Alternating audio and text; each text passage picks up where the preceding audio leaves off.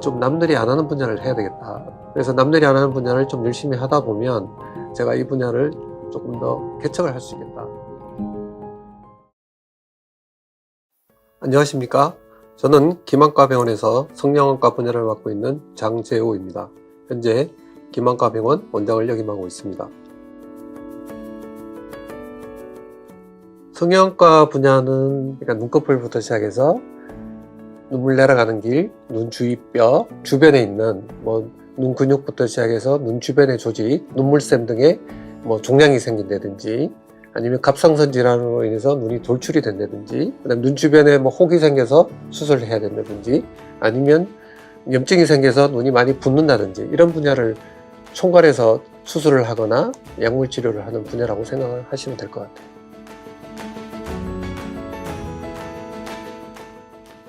크게 저는 두 가지로 생각하는데요. 선택을 할 때는 좀 남들이 안 하는 분야를 해야 되겠다. 그래서 남들이 안 하는 분야를 좀 열심히 하다 보면 제가 이 분야를 조금 더 개척을 할 수 있겠다. 그게 첫 번째였고요. 그 다음 두 번째는 제가 알고 있는 지식을 딴 사람한테 좀 가르쳐야 되겠다. 좀 할 수 있도록 해야 되겠다. 그게 가장 큰 목적이었던 것 같아요. 두 가지 경우가 생각이 나는데요.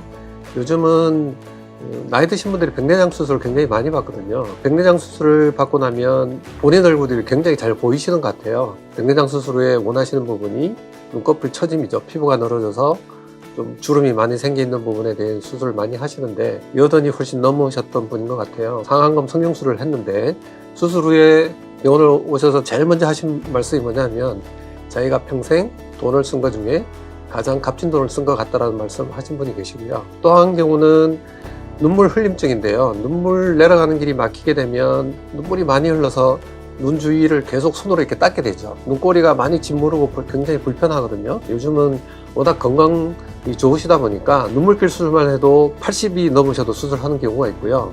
자기의 그 삶의 질을 위해서 수술을 많이 하러 내원을 하고 계십니다. 한성형안과학회가 30년이 조금 넘었거든요. 그 성형외과의 분야를 쭉 전공하고 환자를 돌보고 수술하다 보니까 제가 활동한 분야에 대해서 적합한 직을 해주신 게 제가 맡을 수 있지 않았나 그렇게 생각이 듭니다.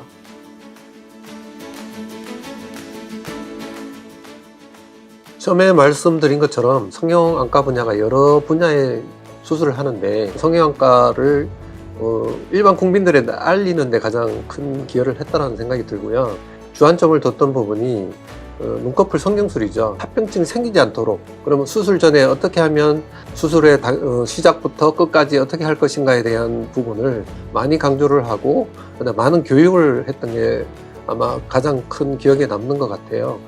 그래서 지금까지도 보면 수술에 대한 기본적인 거기에 대한 저널이라든지 책에서 좀 내용을 많이 써달라고 해서 최근까지도 그런 부분에 대해서 많이 제가 기술을 했고요. 눈물길 수술이 예전과 지금이 많이 달라져 있는데 눈 아래쪽이죠. 눈 아래쪽 부분에 요 눈물샘이 있는 위치에 피부를 절개를 하고 겉에서 수술을 많이 했었는데 코 내시경을 이용해서 코 안쪽에서 수술을 함으로 인해서 외부에 흉터가 생기지 않고 수술 결과는 거의 차이가 없도록 이 수술 방법이 결국은 시간이 지나면서 결과도 차이가 없고 그다음 수술의 환자의 만족도도 훨씬 높기 때문에 이제는 피부를 통해서 수술하는 경우는 거의 없다고 보시면 될 것 같고요. 미국에서는 수술을 하러 갔더니 피부를 절개를 해서 해야 된다는데 어떻게 하시냐 우리나라는 그렇게 하지 않습니다라고 얘기하면 미국과 많이 다르다는 걸 좀 많이 느끼고 우리나라에서 수술을 하고 가시는 분들이 많이 계세요. 초기에 제가 처음 전공의가 끝나고 굉장히 드문 환자의 케이스가 있었어요. 아기를 가진 산모가 산전진찰을 한 거죠. 산전진찰을 했는데 아기가 태아인 상태에서 종양이 있었던 거예요. 눈에 종양이 크게 생겨 있었는데 이제 우리나라에도 그런 사례가 없었고 정확한 진단을 하기가 굉장히 어려웠어요. 그래서 그때 이제 미국에 있는 안과 분야에서 가장 권위 있는 분들에게 제가 이메일을 보낸 거죠. 이메일을 보내서 이런 환자가 있고 사진을 보내서 이런 친구가 있는데 어떻게 하면 좋겠냐 또 상의를 하고 결국은 이제 수술을 한 거죠. 케이스가 워낙 희귀하다 보니까 결국 나중에 이제 미국에 계신 선생님도 그 환자의 케이스를 학생들 교육하는데 아니면 전공의 교육하는데 쓰시겠다고 연락이 온 그런 경우가 있었습니다.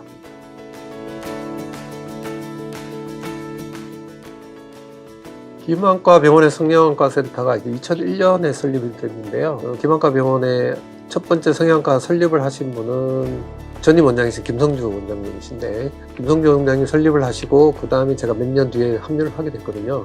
근데 김한과 병원의 성형외과 센터는 성형외과 전문의만 6명이 근무를 하고 있어요.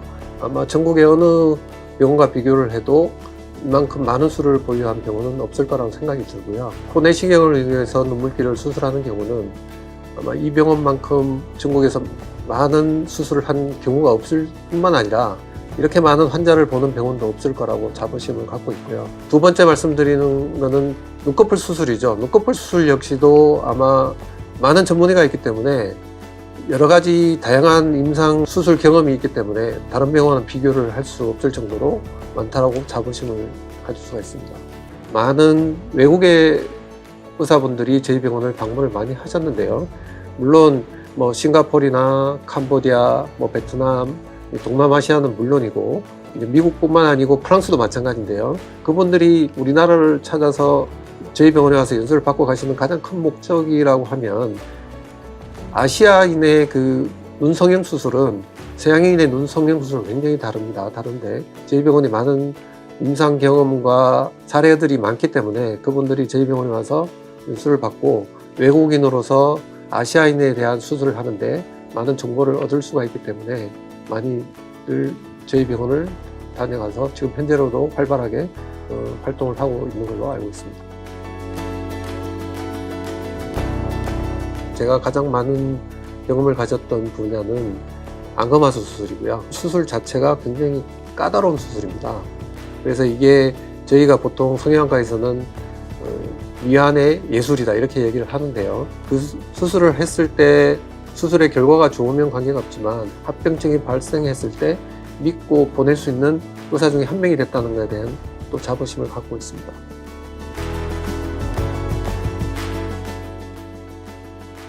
환자를 보면 이 환자는 내가 수술을 할 수 있다, 내가 감당할 수 있다라는 환자가 있고 이 환자를 봤을 때는 내가 좀 감당하기에는 조금 문제가 있고 좀 어려울 것 같다라는 환자들이 있거든요.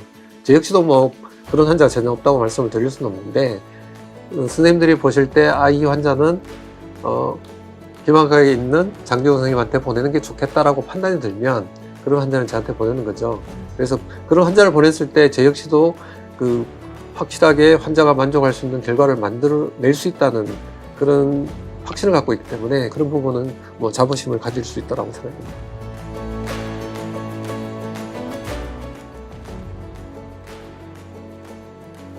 대한성형외과 학회장을 할 때 창립 30주년 행사를 했어요. 다른 안과 분야에 비하면 설립 기간이 좀 짧다라고 느끼지만 그 30년 동안에 성형외과 분야가 굉장히 많은 발전을 했거든요. 김한과 병원 역시도 제가 초기에 왔을 때보다는 병원의 모든 시설은 물론이고요. 그 다음에 인적 자원이라든지 진료와 수술을 하는데 모든 여건을 한 단계 이렇게 좀 업그레이드 한다 그러죠. 우리가 살다 보면 인생도 한 단계 점프를 할 때가 있는데 병원 역시도 하나의 점프를 할 수 있는 그런 업그레이드 하는 데에 조금이라도 노력을 좀 해야 되겠다는 생각이 많았고요. 그러다 보니까 제가 와 있는 동안에 김한과 병원 역시 JCI라는 미국의 그 병원 인증 프로그램이 있어요. 지금은 국내에도 똑같은 그런 프로그램이 생겨서 지금 모든 병원 인증을 받아야 하는 게 당연하다고 생각을 하는데 국제 인증뿐만 아니라 국내에 이제 병원 인증도 받아야 하고 또 그런 분야에 조금이라도 초석을 다지는데 제가 노력을 했다는 데 좀 자부심을 갖고 있고요.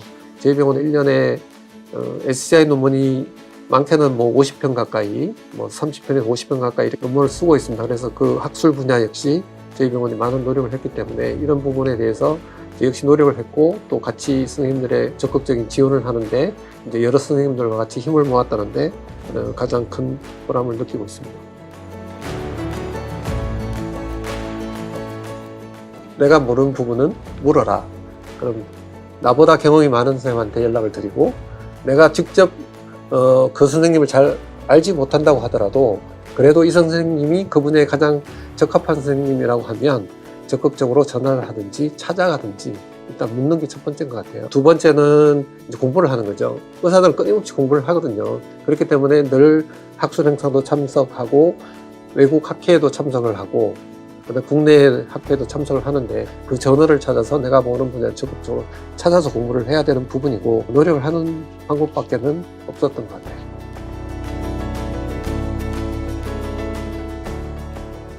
성형외과는 처음에 말씀드린 것처럼 눈꺼풀 수술도 있고 눈 주위 뼈가 골절이 돼서 수술을 하는 경우도 있고 눈물길이 막혀서 눈물이 계속 흘러서 불편해 하시는 분들도 계시고 그 다음에 눈 주변에 이제 종양이 생기거나 아니면 갑상선 질환이 있어서 고생을 하시는 분도 계시거든요. 내가 어떤 문제가 생겼을 때 이건 괜찮겠지 하지 마시고 먼저 병원을 좀 방문을 해주시면 가장 좋을 것 같아요. 그래서 초기에 병원을 방문하셔서 적절한 치료를 받으시는 게 가장 중요할 것 같고요. 그 다음에 질환이 아닌 부분, 조금 더 외모라든지 생활의 질을 향상시키기 위해서 수술을 원하시는 분들은 내가 필요하다고 하면 병원에 오셔서 적극적으로 상의를 하시고 수술을 받으시는 게 좋을 것 같습니다.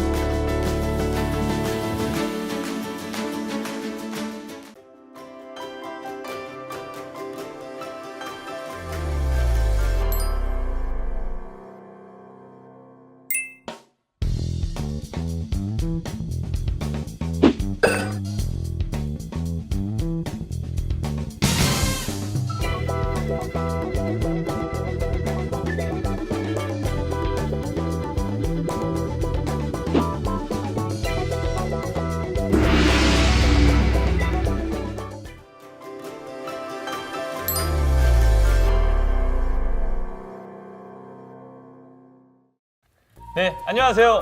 저는 오늘 해피아이 백과 진행을 맡은 맹찬영입니다. 오늘 또 가장 큰 안과병원인 우리 김안과병원의 부원장님께서 또 함께해 주실 건데요. 간단히 자기소개 한번 부탁드리겠습니다.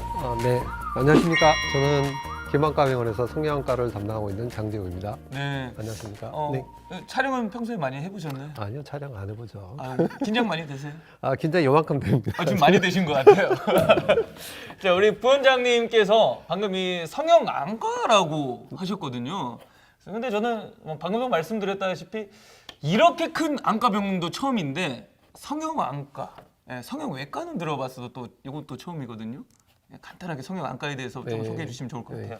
성형안과는 대부분 많이 아세요. 모르신다 그래서 깜짝 놀랐는데 사실은 안과 분야 중에 이제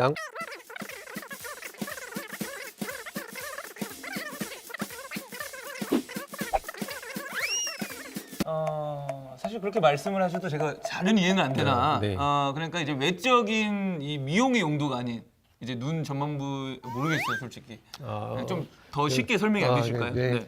예, 성형외과는 사실은 일반인들 생각할 때 미적인 부분만 생각을 하시는 거고 저희는 이 미적인 부분뿐만 아니고 기능적인 안과이기 면도. 때문에 기능적인 면을 꼭 고려를 해야 되거든요. 그걸 같이 이제 한다고 보시면 될 것 같아요. 그럼 제가 뭐 마지막 질문 하나만 드리자면 성형안과 최고는 어느 병원인가요? 그렇게 물으시면 제가 뭐라고 한번 말씀해 주셔야죠 또. 네. 당연히 저희 병원이 잡을 하는데요. 그래요? 네. 왜냐하면 성형외과가 네. 30주년 행사를 네. 제가 이제 사실은 제가 학회장을 하면서 작년에 행사를 했는데 약간 깨알 없길. 열성과로 꼽을 만할 정도의 사람만 있었거든요. 그럼 시작하실 때도 10등 안에 드셨다는 거네요. 이제 모든 대학병원에 성형외과 분야가 있는데 사실은 네. 모든 대학병원에 가서 보시면 알겠지만 성형외과를 담당하는 의사가 한 명 아니면 하나에 2명 있는 병원도 드물어요. 아, 정말 근데- 극소수네요. 네, 근데 저희 병원에 몇 명이 있냐면 네. 저희 병원에 6명이 근무를 하고 있어요. 이렇게 많은 의사들이 네, 근무를 네. 하고 있으니까 네. 당연히 뭐 비교하면 뭐 수술이라든지 환자 수는 훨씬 많겠죠. 예.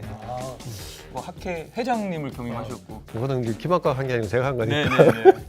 그리고 다른 종합병원에서는 성형안과 의사 선생님들이 한 분, 많은 두 분이지만 네. 우리 김안과는 6명이나 있고 네, 그만큼 이제 뭐 더 전문성이 두드러진다 뭐 이런 말이겠죠. 당연한 얘기죠. 그리고 주차 타워가 정말 큽니다. 네, 여러분들 주차 걱정 안 하셔도 됩니다. 영등포에. 사실 이렇게 성형외과에 대해서 너무 이렇게 구체적으로 제가 좀 물어봤던 이유가 사실 오늘 프로그램이 성형외과에 오신 분들 대상으로 저희가 많은 질문들 그동안 여러분들이 막 네이버 지식인에 물어보고 유튜브를 검색하시면서 알아보려고는 했으나 나오지 않았던 질문들을 오늘 부원장님과 함께 조금 해결해 나가려고 하거든요. 예. 네, 어떻게 좀 자신 있으신가요? 네. 뭐 당연히 자신은 있는데 네. 또 이상한 질문이 나올 것 같아요. 요만큼 걱정인데. 자, 그럼 지금부터 성형안과에 대한 모든 궁금증을 해소시켜드리는 시간. 성형안과 센터의 물어보살. 자, 그 어색한 가운데 시작했으나 끝은 많이 네. 좀 긴장도 풀어지시고 자연스러워질 거라 생각하겠습니다. 자, 그러면 지금부터 성형안과에 관련된 궁금증 첫 번째 질문 뭐 가장 간단한 것부터 좀 하도록 하겠습니다. 사실 이 질문은 저도 많이 궁금한 거거든요. 안구건조증 치료가 궁금해요. 라는 네. 질문입니다. 네. 저도 학창 시절에는 이 안구건조증은 없었던 것 같은데 요즘 이제 조금 많이 뻑뻑하고 안구건조증이 조금씩 오고 있는 것 같은데 이거 치료 어떻게 하는 건가요? 안구건조증이라는 용어 자체가 이제 지금 이름은 안구건조증이지만 우리가 눈물이 나잖아요. 네. 그 안에 성분이 뭐로 돼 있을 것 같으세요? 식염수인가요? 식염수 그러니까 물. 근데 보통은 그 안에 물만 들었다고 생각을 하세요. 근데 네. 이제 눈물 안에 물이 있고 네. 그다음에 우리가 이제 뭘 식사를 할 때도 뭐 탄수화물, 단백질, 지방 그렇죠. 골고루 섭취를 해야 몸에 네네네. 좋다고 하듯이 눈물 안에도 물이 있고 그다음에 지방이 있고 단백질이 있어요. 세 가지 눈물 성분이 다 안에도요? 있어요. 물론 이제 눈물의 대부분은 사실 음. 물이 담당을 하고 있는데 이 세 가지 중에서 한 가지라도 뭐가 문제가 생기게 되면 안구건조증이 생겨요. 안구건조증이 있을 때 치료를 어떻게 하냐? 첫 번째는 안과를 가시라. 그래서 안과를 가셔서 정확하게 내가 안구건조증이 어떤 거에 문제가 있는지를 확인하는 게 첫 번째라고 보시면 될 것 같아요. 그 다음에 그 진료를 받으시고 네. 그 다음에 거기에 본인이 갖고 있는 문제가 뭔지를 확인을 하시고 거기에 맞춰 치료를 하시는 게 정답이라고 보시면 될 것 같아요. 결국은 뭐 눈물 안에 이제 뭐 다양한 성분들이 있지만 안구건조증은 병원을 가라. 네, 그게 첫 번째입니다. 어디 병원을 가야죠? 예, 여기를 오셔야 되죠. 그러니까 아까 말씀드린 것은 정확하게 이제 좀 진료를 하시고 환자분 상태를 정확하게 하시는 게 첫 번째라고 보시면 될 것 같아요. 알겠습니다. 일단 안구건조증이 오면 가까운 병원을 가라. 네, 첫 번째. 그런데 어느 순간 돌다 돌아보면 여기에 와 있을 거다. 네. 근데 사실 저도 이제 안구건조증을 이제 정확히는 모르니까 약간 좀 눈이 퍽퍽하고 이제 좀 저도 이제 조금씩 오고 있는 것 같은데 미연에 방지하는 게 가장 좋은 거죠. 미연에 방지는 어려워요. 어려워요? 네, 왜냐하면은 이게 아까도 말씀드렸듯이 눈물이 나오는 게 부족하고 뭐 지방 만들어주는 데가 문제가 생기고 단백질 만들어주는 데가 문제가 생기는 거는 이제 질병으로 치료를 하는 부분이지만 네. 눈물을 만들어주는 눈물샘이 네. 이게 뭐가 문제가 생기는 거는 사실은 타고나는 부분이 있어요. 그런 부분이 있으니까 첫 번째 타고나는 부분, 네. 그다음 두 번째 생각할 수 있는 거는 후천적인 부분이에요. 후 후천적인 부분은 우리가 사람을 보면 눈을 깜빡이잖아요. 네. 근데 이제 눈을 뭐 물론 자주 깜빡인 사람도 있고 덜 깜빡인 사람도 있지만 이 깜빡이는 이 작용이 눈 전체에 눈물을 적셔주는 기능을 하는 건데 요즘 스마트폰 많이 보시죠? 전 진짜 이거 없으면 못 살아요. 네. 이제. 네. 그다음에 이제 젊은 사람들 또 게임 많이 하고, 네. 그다음 TV 보고, 그다음에 뭐 요즘 연세 드신 분들도 똑같이 이제 스마트폰 많이 보시고, 지금 우리 유튜브 촬영하고 있지만 유튜브 많이 보시고, 뭐 이런 부분인데 그러다 보면 인위적으로 안구 건조증이 생겨요. 왜냐하면 책을 많이 보시는 분도 그런데 인위적으로 우리가 눈이 깜빡이는 게 눈 자체에 눈물을 적셔주는 기능을 하는 건데 이 깜빡이는 게 줄어들면 어떻게 눈이 말라요. 그래서 이제 예전에 뭐 VDT 증후군이니 뭐 이런 얘기도 많이 나왔는데 사실은 그런 부분도 상당히 영향을 많이 주기 때문에 그래서 이제 타고나는 부분, 그다음 후천적으로 오는 부분 이런 걸 좀 고려를 하셔야 됩니다. 저희가 그러면 앞으로 이제 김한과 병원 유튜브도 만들 때 조금은 재미 요소를 좀 줄여야겠네요. 이걸 보시는 또 안구를 위해서. 네. 그래서 중간에 뭐 그냥 보시다가 눈 몇 번 깜빡여 주세요. 멘트를 중간에 넣으시면 되겠죠. 알겠습니다. 자, 이제 눈 깜빡여 주시고 다음 질문 넘어가겠습니다. 다음 질문은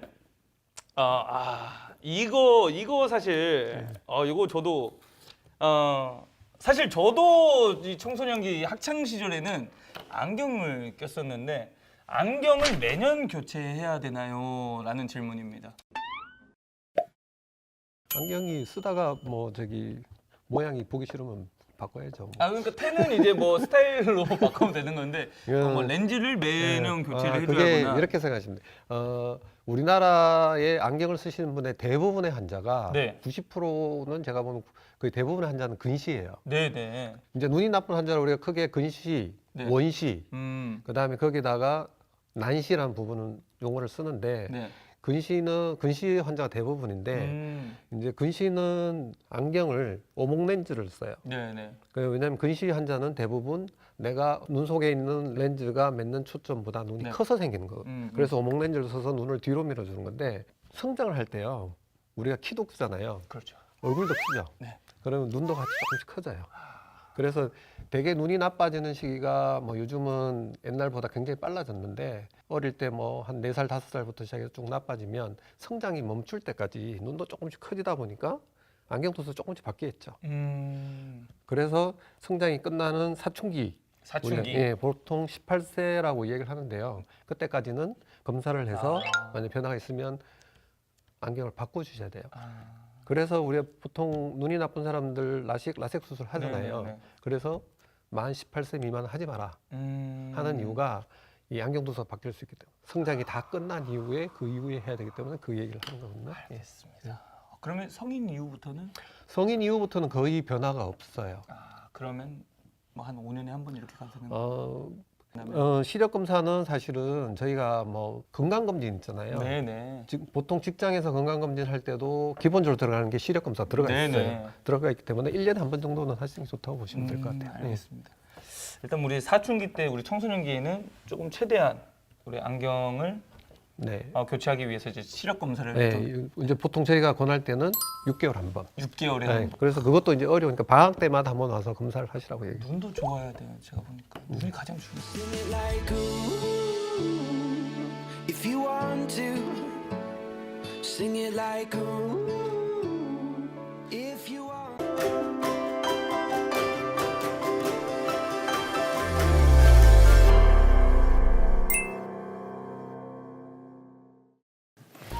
안녕하세요. 김한과병원 성형외과센터 백지선입니다. 김한과병원 성형외과센터 백영화입니다. 선생님, 저 지난번에 처음 함께한 영상 보셨나요? 네, 오늘도 유익한 많은 이야기 기대됩니다. 흔히 많은 분들이 성형외과 수술이라고 하면 쌍꺼풀 수술로 알고 계시는 경우가 많습니다. 선생님은 성형외과 수술하면 어떤 수술이 떠오르나요? 네, 저도 안과 의사이다 보니 그리고 성형외과 센터에 지금 근무를 하다 보니 수술 건수가 가장 많은 눈물길 수술, 그리고 윗눈꺼풀 수술, 그리고 저번 영상에서도 말했던 어린아이들이 덧눈꺼풀 수술이 가장 많이 생각이 납니다. 선생님은 어떤 수술이 먼저 생각나시나요? 저는 안검하수, 안검내반, 안아골절이 떠오릅니다. 그런데 많은 분들이 성형외과 수술이라고 하면 쌍꺼풀 수술을 생각하시는 분들이 많은 것 같습니다. 네, 저도 그렇게 느끼고 있습니다. 백진 선생님과 제가 말씀드린 것처럼 성형외과에서는 쌍꺼풀 수술 외에도 많은 수술을 집도하고 있습니다. 그러면 오늘 그 다른 수술들에 대해서 알아보도록 할까요? 여러분들에게 가장 친숙한 눈꺼풀 수술부터 알아보는 게 좋겠습니다. 눈꺼풀 수술에는 어린 나이에서 발생할 수 있는 덧눈꺼풀부터 시작해서 노년기에 생기는 눈꺼풀 늘어짐과 아래 눈꺼풀이 불룩하게 튀어나오는 부분까지 다양합니다. 이렇게 눈꺼풀에 미용적인 문제도 있지만 또 뿐만 아니라 기능적인 부분으로 안과를 찾아오시는 분들도 굉장히 많이 있습니다. 맞습니다. 노화로 인한 아랫눈꺼풀 속말림과 겉말림으로 내원하시는 환자분들이 굉장히 많습니다. 아랫눈꺼풀이 안쪽으로 말리게 되면 그 눈썹이 눈을 자극하여 각막에 상처가 나고 충혈이 되고 눈물이 날 수 있습니다. 이렇게 아랫눈꺼풀이 안으로 말리게 되면 절개 없이 봉합사만을 사용하여 시행하는 수술부터 절개를 하여 하는 수술까지 다양한 교정 방법이 있습니다. 방금 말씀하신 안검 내방과 반대로 눈꺼풀이 눈에서 벌어져서 생기는 눈꺼풀 겉말림도 상당히 문제가 되는데요. 이 눈꺼풀은 눈에 딱 부착이 되어 있어야 되는데 이렇게 눈꺼풀이 벌어짐으로써 눈이 시리게 되고 충혈되고 심하게는 상처가 나는 안 좋은 상황까지 발생할 수가 있습니다. 이런 경우에 적절한 수술을 통해서 이런 고통에서 벗어나시는 것뿐만 아니라 눈꺼풀이 벌어지면 이 눈물점이 눈에서부터 떨어지기 때문에 눈물 흘림도 굉장히 심하게 돼요. 이런 걸 모두 교정함으로써 삶의 질을 개선시키기를 바라겠습니다. 그리고 선생님, 많은 분들이 눈꺼풀에도 종양이 생길 수 있다는 걸 모르고 계시더라고요. 실제로 제가 환자를 보다 보면은 어르신 이건 종양일 수가 있어서 수술하셔야 됩니다. 그럼 눈에도 암이 생기나요? 라고 말씀하시는 분들이 굉장히 많습니다. 그럼요. 간혹 피부처럼 눈꺼풀 피부에도 검버섯이나 색소성 병변이 생기는 경우가 많이 있는데요. 없던 병변이 생기거나 있던 병변이 색깔이 변하거나 크기가 커지거나 하신다면 혹시나 악성 종양은 아닌지 감별이 필요합니다. 이런 악성 종양을 제때 치료하지 못하면 안구에도 영향을 미칠 수가 있습니다. 이렇게 젊은 환자분들과 다르게 어르신 같은 경우에는 나이 먹으면 다 그렇지 하고 방치하시는 경우가 있는데 이 간단한 점이나 병변을 제거하고 조직 검사만으로도 해결이 될 문제를 오랫동안 묵혀오시는 바람에 큰 공사를 치르게 되셔야 되는 경우가 있어요. 그런 경우에는 눈꺼풀 병변뿐만 아니라 그 주변에 있는 전이 가능성이 있는 눈꺼풀 피부 그리고 심지어는 안구까지 제거하셔야 되는 경우가 있어서 굉장히 마음이 좋지 않습니다. 작은 점이라도 없던 병변이 생기거나 색깔이 변하거나 크기가 커진다면 반드시 안과를 찾으셔서 진료를 받으시길 바랍니다. 자, 다음으로는 조금 생소한 질환인데요. 환자분들이 갑상선 항진증이나 저하증이 있다는 것은 굉장히 많이 알고 계세요. 그런데 이런 질병이 나에게 찾아왔을 때 안과적으로도 문제가 될 수 있고 안과 검진을 주기적으로 받아야 된다는 걸 모르는 분들이 굉장히 많으신 것 같습니다. 맞습니다. 갑상선 암병증은 갑상선 자극 항체가 눈과 안구 주위 조직을 공격해서 생기는 자가면역 질환입니다. 증상으로는 눈꺼풀 및 결막이 붓고 충혈이 되고 눈꺼풀이 당겨 올라가는 눈꺼풀 뒤당김과 같이 눈꺼풀 모양의 이상이 생길 수도 있고 심한 경우 눈이 앞으로 나오는 안구 돌출이나 사시가 생김으로써 복시 현상이 생기거나 정말 심해서 시신경을 누르는 경우 시력에도 영향을 미칠 수 있습니다. 이런 갑상선 암병증은 3년 정도의 경과관찰 기간이 필요하며 갑상선 암병증의 상태에 따라서 치료 방법이 다양할 수 있습니다. 경미한 경우에는 인공눈물을 비롯한 대중적 치료를 시행할 수 있으며 심한 경우에는 스테로이드 치료나 방사선 치료, 면역 억제제 치료 등을 시행할 수 있습니다. 이렇게 3년의 기간이 경과한 후 환자분의 상태에 따라서 안구 돌출이나 사시나 눈꺼풀 모양에 대한 수술을 시행할 수 있습니다. 몇 년 전 걸그룹 멤버 중에 한 명이 갑상샘 암병증이 발병을 해서 수술을 받았다는 걸로 굉장히 이슈가 됐던 걸로 기억합니다. 네, 맞습니다. 저도 기억하고 있습니다. 현재는 많이 상태가 좋아졌다고 하는데요. 갑상선 암병증을 앓고 안정이 되었다고 하더라도 눈 모양이 예전과 다를 수 있고 이에 대해서는 수술로 교정을 해볼 수 있습니다. 지금까지는 외형적인 변화에 대해서 살펴보았습니다. 하지만 성형안과는 안과이다 보니까 외형적인 모습과 기능적인 측면을 모두 다 고려해야 하고 이번에는 외형적인 것보다 기능적인 측면에서 문제가 있는 질환들을 알아보도록 하겠습니다. 네, 맞습니다. 특히나 이렇게 기능적으로 문제가 되는 부분에서 대표적인 부분이 눈물길 문제인데요. 눈물이 생성이 되면 자연스럽게 눈물 하수구를 통해서 코로 배출이 돼야 되는데 이 부분이 좁아지면서 눈물이 밖으로 흐르게 되고 특히나 노년성 질환이기 때문에 우리 부모님이나 할머님, 할아버지들께서 이로 인해서 고통을 받으시는 경우가 굉장히 많습니다. 네, 저도 외래를 볼 때 눈물이 난다고 내원하시는 환자분들이 많이 있습니다. 눈물길이 좁아지거나 막히면서 눈물이 나시는 경우에는 수술을 통해 이를 교정할 수 있고 수술을 하고 나서 눈물이 호전되었다고 좋아하시는 분들이 많이 있습니다. 환자분의 상태에 따라서 수술 방법이 다양하기 때문에 병원을 내원하시는 것이 좋습니다. 이 눈물 흘림 증상에 대해서는 저희 센터의 외유내강 카리스마이신 장재우 교수님께서 이전에 촬영해 주신 영상이 있어서 이를 참고해 주시면 도움이 될 것 같습니다. 그리고 성형외과는 눈의 미용적인 면과 기능적인 측면뿐만 아니라 눈을 둘러싸고 있는 뼈에 대해서도 진료하는 파트입니다. 눈을 둘러싸고 있는 뼈에 문제가 생기는 경우에도 성형외과 수술이 필요할 수 있습니다.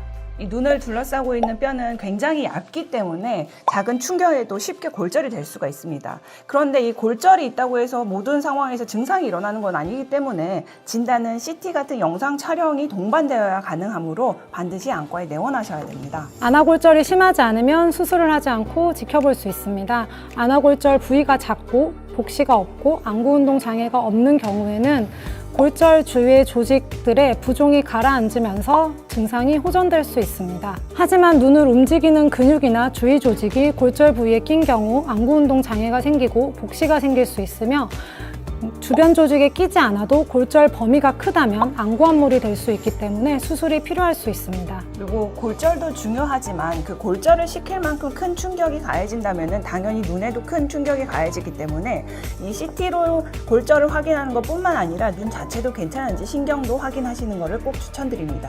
큰 충격이 눈에 가해졌다면 반드시 안과를 내원하셔야 됩니다. 안아골절을 얘기하다 보니 예전에 모 배우께서 소아암 환자를 위한 이종격투기 선수로 나섰다가 눈에 치명적인 부상을 입고 안아골절을 진단받았다는 기사를 본 기억이 납니다.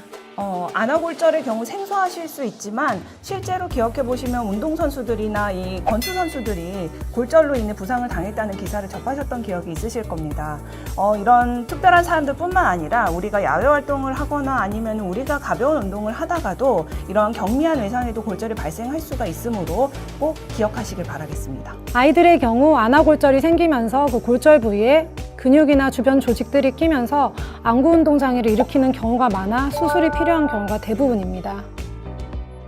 네, 이렇게 아이들의 경우 증상이 심한 경우도 있고 가벼운 경우까지 다양한데 심한 경우 구토라던가 어지러움을 호소해서 어머니가 바로 병원에 데리고 오실 수도 있지만은 어느 정도 자기가 참을 만하다 싶으면은 이건 혼날까봐 어머니한테 말을 안 해서 치료의 시기를 놓칠 수도 있습니다. 그래서 부모님의 좀 더 세심한 관찰이 필요합니다. 오늘은 미용을 위한 쌍꺼풀 수술 외 성형외과 수술에 어떤 것들이 있는지 알아보았습니다. 성형외과 센터에 이렇게 다양한 눈 수술이 있다는 건 모르셨겠죠? 네, 많은 도움이 되셨을 것 같습니다. 이처럼 시력에는 직접적인 영향이 없지만 삶의 질을 저하시킬 수 있는 여러 가지 문제들을 저희가 담당하고 있으니까요. 오늘 말씀드린 부분에 대해서 고통받으시는 분들은 꼭 저희에게 찾아와 주시길 바라겠습니다. 선생님과 저 모두 환자들의 아름다운 눈을 지키기 위해 노력하겠습니다. 여러분의 눈 건강 해피아이 김한과 병원이 함께하겠습니다. 감사합니다. 감사합니다.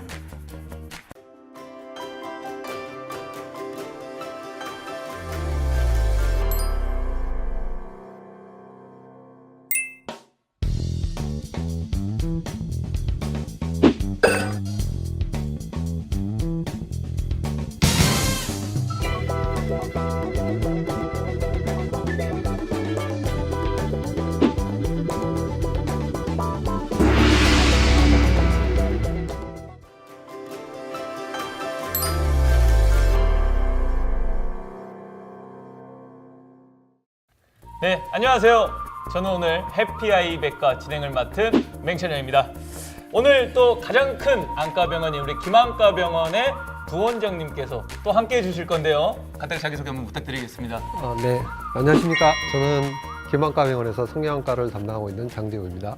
네, 성형안과에 관련된 질문들이 정말 많은데 그중에서 이 질문은 저도 정말 궁금한 질문입니다. 성형외과에서 받은 안검하수 진단과 안과에서 받은 안검하수 진단의 차이가 있을까요? 차이가 있을 수도 있고 없을 수도 있어요. 네. 케바케. 네. 뭐 이제 부원장님은 이제 경력이 꽤 오래되시기 때문에 그냥 딱 보기만 하셔도 바로 진단이 나오겠네요. 그게 환자를 보면 네. 이건 안검하수 진단이 나오죠. 네, 나오는데 네, 이제 차이가 있을 수도 있고 없을 수도 있다라고 얘기하는 게 가끔은 성형외과를 환자가 들렀다가 네. 거기서 안검하수라고 하는데 나 안검하수 맞아요라고 하는 환자들이 꽤 와요. 아닌 경우도 있는데. 네, 아는 경우도 있어요. 아, 저는 안검하수가 있나요? 안검하수 없다고 보시면 아, 돼요. 그래요? 오늘 그래도 돈 벌고 갑니다. 네. 자, 다음은 좀 요것도 궁금한 질문 중에 하나인데 어느 정도 상태여야 안검하수 진단을 받을 수 있나요? 방금 이제 제가 저는 안검하수가 아니라고 말씀하셨는데 어느 정도 상태여야 안검하수? 기준을 네. 우리가 안검하수의 기준을 어떻게 잡냐면요. 네네. 속문섭 있죠. 네. 속문섭이 나오는 눈꺼풀 우리가 태라고 하거든요. 네. 경계 부분이 그 부분이 눈을 떴을 때 까만 눈동자를 이렇게 덮고 있어요. 네. 덮고 있는데 우리가 증상 기준을 까만 눈동자를 덮고 있는 거를 좀 보통 눈이 큰 사람은 한 1mm 정도 살짝 덮어요. 근데 이제 눈이 작은 사람은 더 많이 내려오겠죠. 네, 그럼 네. 점점 까만 눈동자를 가리게 돼요. 그러면은 이제 까만 눈동자를 많이 가리면 가릴수록 안검하수가 심하다 이렇게 보시면 될 것 같아요. 사실 저희 그 안검하수는 그냥 친구들끼리 테스트는 그냥 이렇게 손 이마에 올리고 야, 눈 떠봐 했을 때 이마가 올라가느냐 안 올라가느냐 뭐 이런 거 테스트를 했는데 그것도 뭐 한 가지 방법이긴 한데요. 방법이긴 하나요? 근데 이제 잘못 알고 계신 부분 하나가 네. 뭐냐면 우리나라 사람이 원래 쌍꺼풀 있는 사람이 많지가 않아요, 사실. 네, 네, 통계로 보면 한 40% 50%인데 네. 쌍꺼풀이 없으면 그 속눈썹이 있는 부분을 피부가 내려와서 이 커튼이 내려오듯이 좀 가리고 있는 부분이 있어요. 그러면 피부가 좀 많이 처져서 내려와 있는 사람들은 네. 실질적으로는 안검하수가 아닌데 안검하수처럼 보일 수가 있어요. 그래서 쌍꺼풀 수술을 하면 네. 눈이 커진다라고 하는 게 그 부분이 위로 보이는 거예요? 딸려 올라가니까 눈이 커 보이. 그렇게 생각하시면 될 것 같아요. 알겠습니다. 요거 외에도 뭐 정말 다양한 질문들이 있는데 요것도 궁금한 질문 중에 하나입니다. 이거 요즘 그 쌍꺼풀 테이프 있잖아요. 네, 쌍꺼풀 테이프. 그걸 눈에 오래 붙이면 눈꺼풀이 까매진다는데 접착제가 뭐 붙어 있어서 까매질 수도 있고요. 네. 그 다음에 빨개질 수도 있고. 그 그 다음에 오래 있다 보면 피부가 이제 쌍꺼풀 테이프를 붙이든지 네. 아니면 쌍꺼풀 액을 붙이든지 하면 이거는 사실은 화학약품이 붙는 거잖아요. 네, 네. 그럼 피부염이 생겨요. 그래서 검해질 수도 있고 빨개질 수도 있고 그럼 막 예를 들어서 검해지거나 빨개졌을 때는 다시 그냥 뗀 상태로 오랫동안 지속하면 그렇죠. 돌아오나요? 수술 전에도 그런 환자들이 오는데요. 그러면 이제 쓰지 말라고 하고 특히 제일 많은 게 이제 중학생, 고등학생 제일 많아요. 사실. 많은데 쓰지 말라 그러고 이제 연고 처방을 해줘요. 해서 빨간 게 다 없어지면 수술할 수 있으니까 그때까지 붙이지 마라 이렇게. 뭐 누누이 말씀해 주시지만 정말 이 사춘기 때 이 눈은 정말 중요하네요. 그렇죠. 그때가 제일 관심이 제일 많다고 보시면 될 것 같아요. 쌍꺼풀 테이프를 될 수 있으면 붙이지 말아라. 붙이지 마라. 예.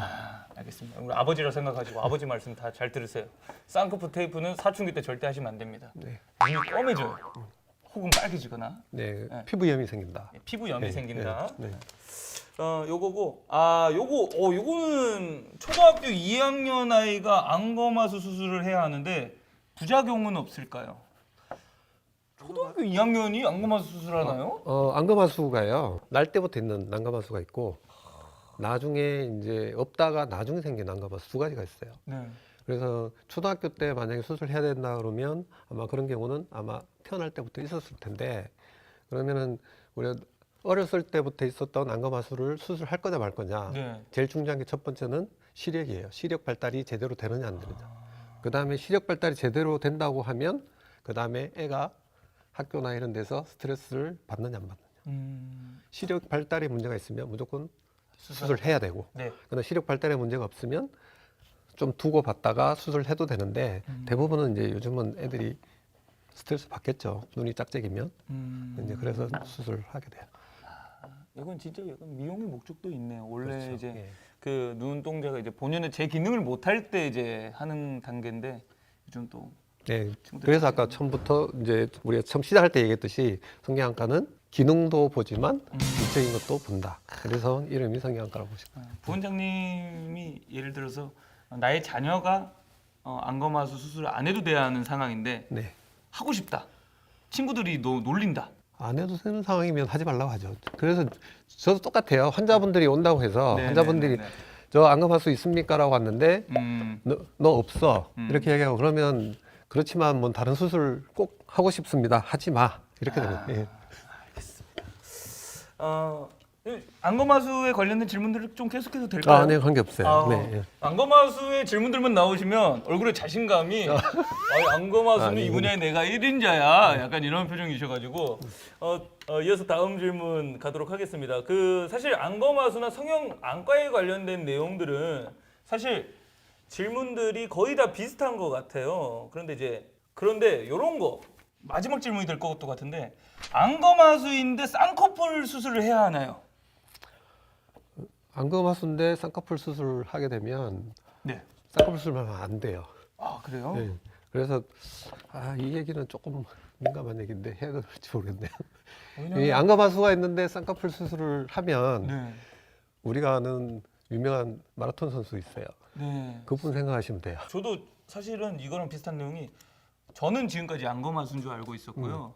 그리고 안검하수 수술하려면 이제 자연스럽게 쌍꺼풀이 생겨서 저는 그 쌍꺼풀 생기는 게 싫어서 안검하수 수술 안 하려고 했었거든요. 그러니까 안검하수 수술은 네. 안검하수 수술이 기본이고 네. 거기에다가 쌍꺼풀을 더 할 거냐 말 거냐죠. 아 약간 옵션인가요? 그렇죠. 네. 이게 뭘 중간에 이제 기본에다가 이거를 부과를 할 거냐 말 거냐지 이 수술 쌍꺼풀 수술이 안검하수를 치료하는 수술은 아니에요. 네. 요거는 꼭 내보내주세요. 요거는 정말 꿀팁입니다. 근데 약간 조심스러웠던 게 우리가 알고 있는 네, 그런 왜냐면 이게 안검하수가 있는데 쌍꺼풀 수술을 하게 되면 네. 쌍꺼풀 수술은 선은 크게 있어요. 네. 선이 크게 있는데 눈은 안 떠지니까 선만 보이는 거죠. 뭐. 아. 네, 눈은 안 떠져 있고 그렇다고 보시면 될 것 같아요. 네. 그래도 협회장님이신데 목소리 힘을 좀 내시는 게 네. 자 이제 저희가 그 성형안과에 관련된 질문들은 여기까지 받는 걸로 하고요. 이어서 다음은 비성형 관련. 그러니까 성형안과 센터에 계신 분들에게 이제 질문을 받은 내용들이지만 네. 사실 이 성형안과에 계신 분들도 사실 이 안과에 대해서 전반적으로 궁금하신 내용들도 많이 있으신 것 같더라고요. 그래서 지금부터는 비성형 관련된 질문들을 네. 좀 해도 될까요? 네, 관계. 이것도 전문 분야이신 건가요? 뭐 안과 분야는 네. 기본적으로 다 베이스를 우리 깔고 있기 부원장님 손 안에 때문에 있습니다. 깔고 있으니까 뭐 네. 괜찮을 것 같습니다. 아 알겠습니다.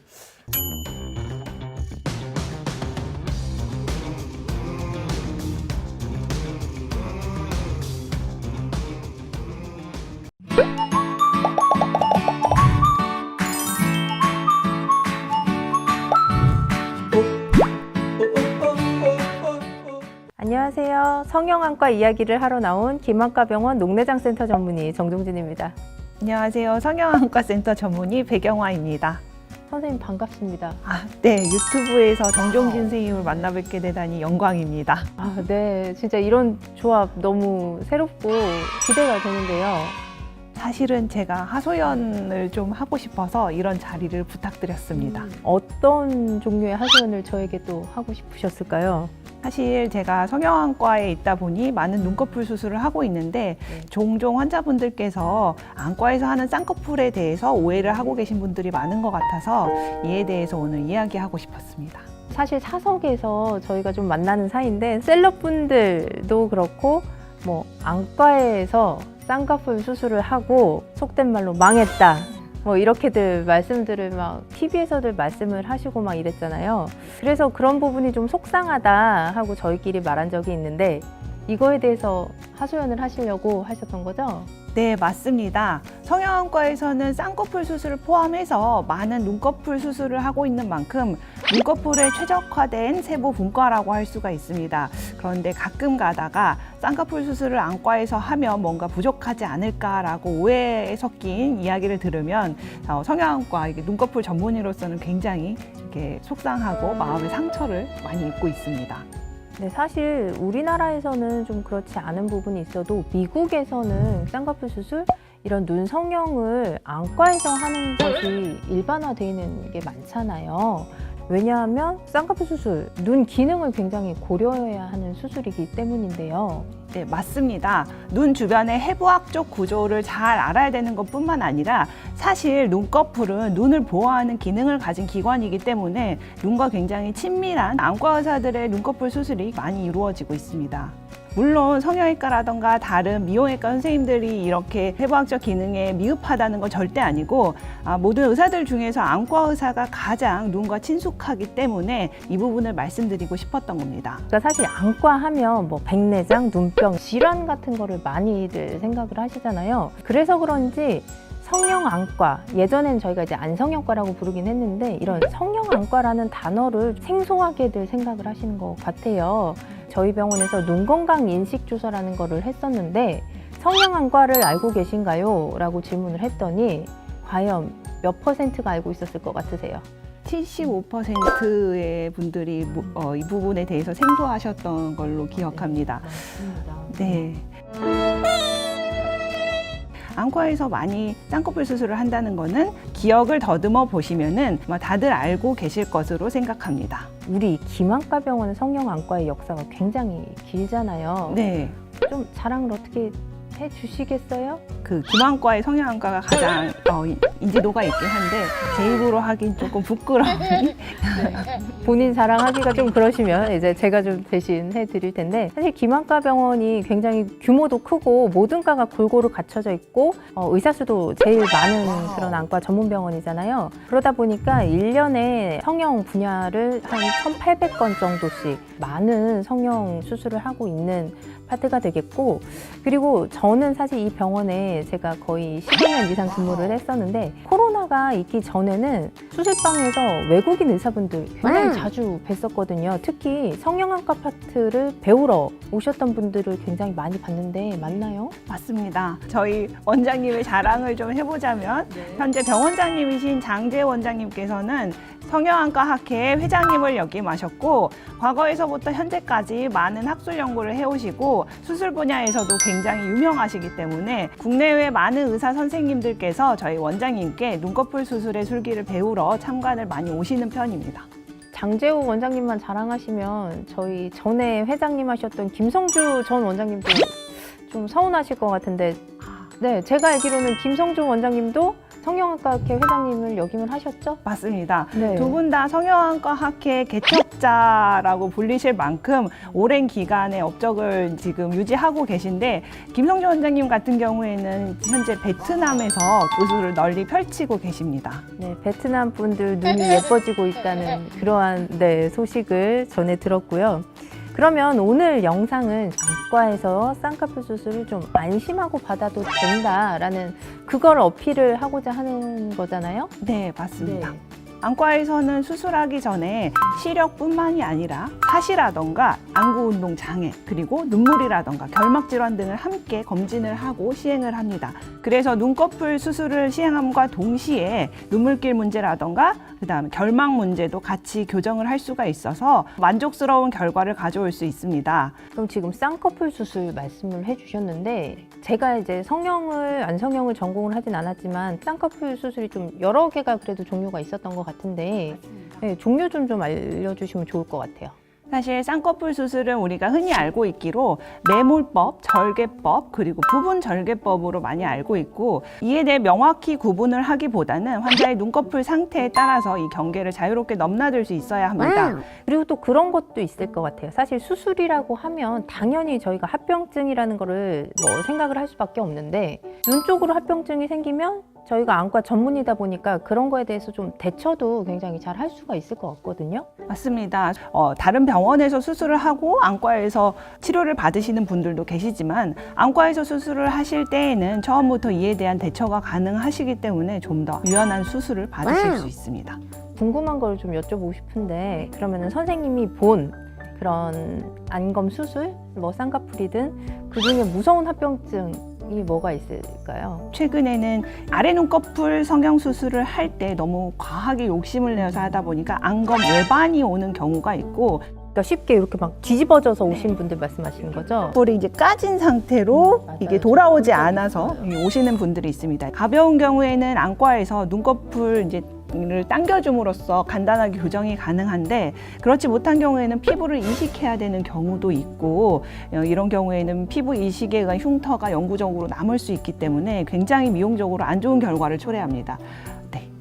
사실 이 영상을 보시는 분들 지금 저희가 마지막에 나눈 이런 이야기들 좀 들으면 무섭게 또 생각을 하실 수는 있을 것 같은데, 아무리 쌍꺼풀 수술, 요새는 뭐 수술이 아니다, 뭐 시술이다, 뭐 기본이다 라고들 이렇게 말씀은 하시지만, 그래도 눈 수술은 수술이니까는요, 좀 이러한 부작용이 생길 수도 있는 거를 알고는 계셔야 될 것 같고, 저희가 수술을 할 때 부작용을 굉장히 최소화해야 된다, 이런 거를 마음에 가지고 수술을 들어가잖아요. 그래서 이 점을 기억을 하셔서 성형외과가 됐든 안과가 됐든 병원을 그런 점을 꼭 생각을 하셔서 선택을 하시는 것이 가장 중요할 것 같습니다.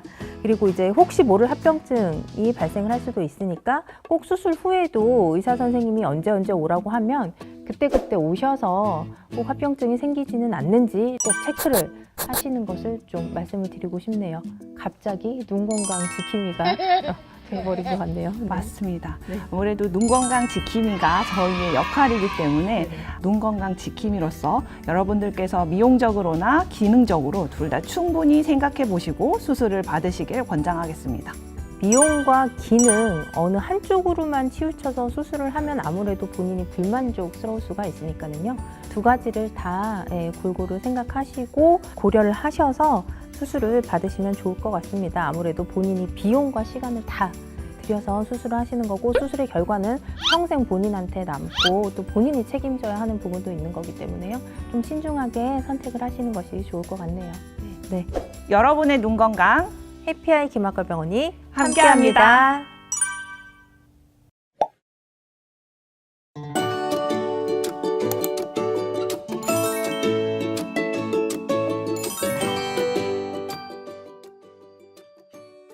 안녕하세요. 김한과병원 성형외과센터 전문의 백영화입니다. 눈은 개인의 인상을 좌우하는 데 큰 역할을 합니다. 그렇기 때문에 많은 분들께서 눈 성형수술을 고민하십니다.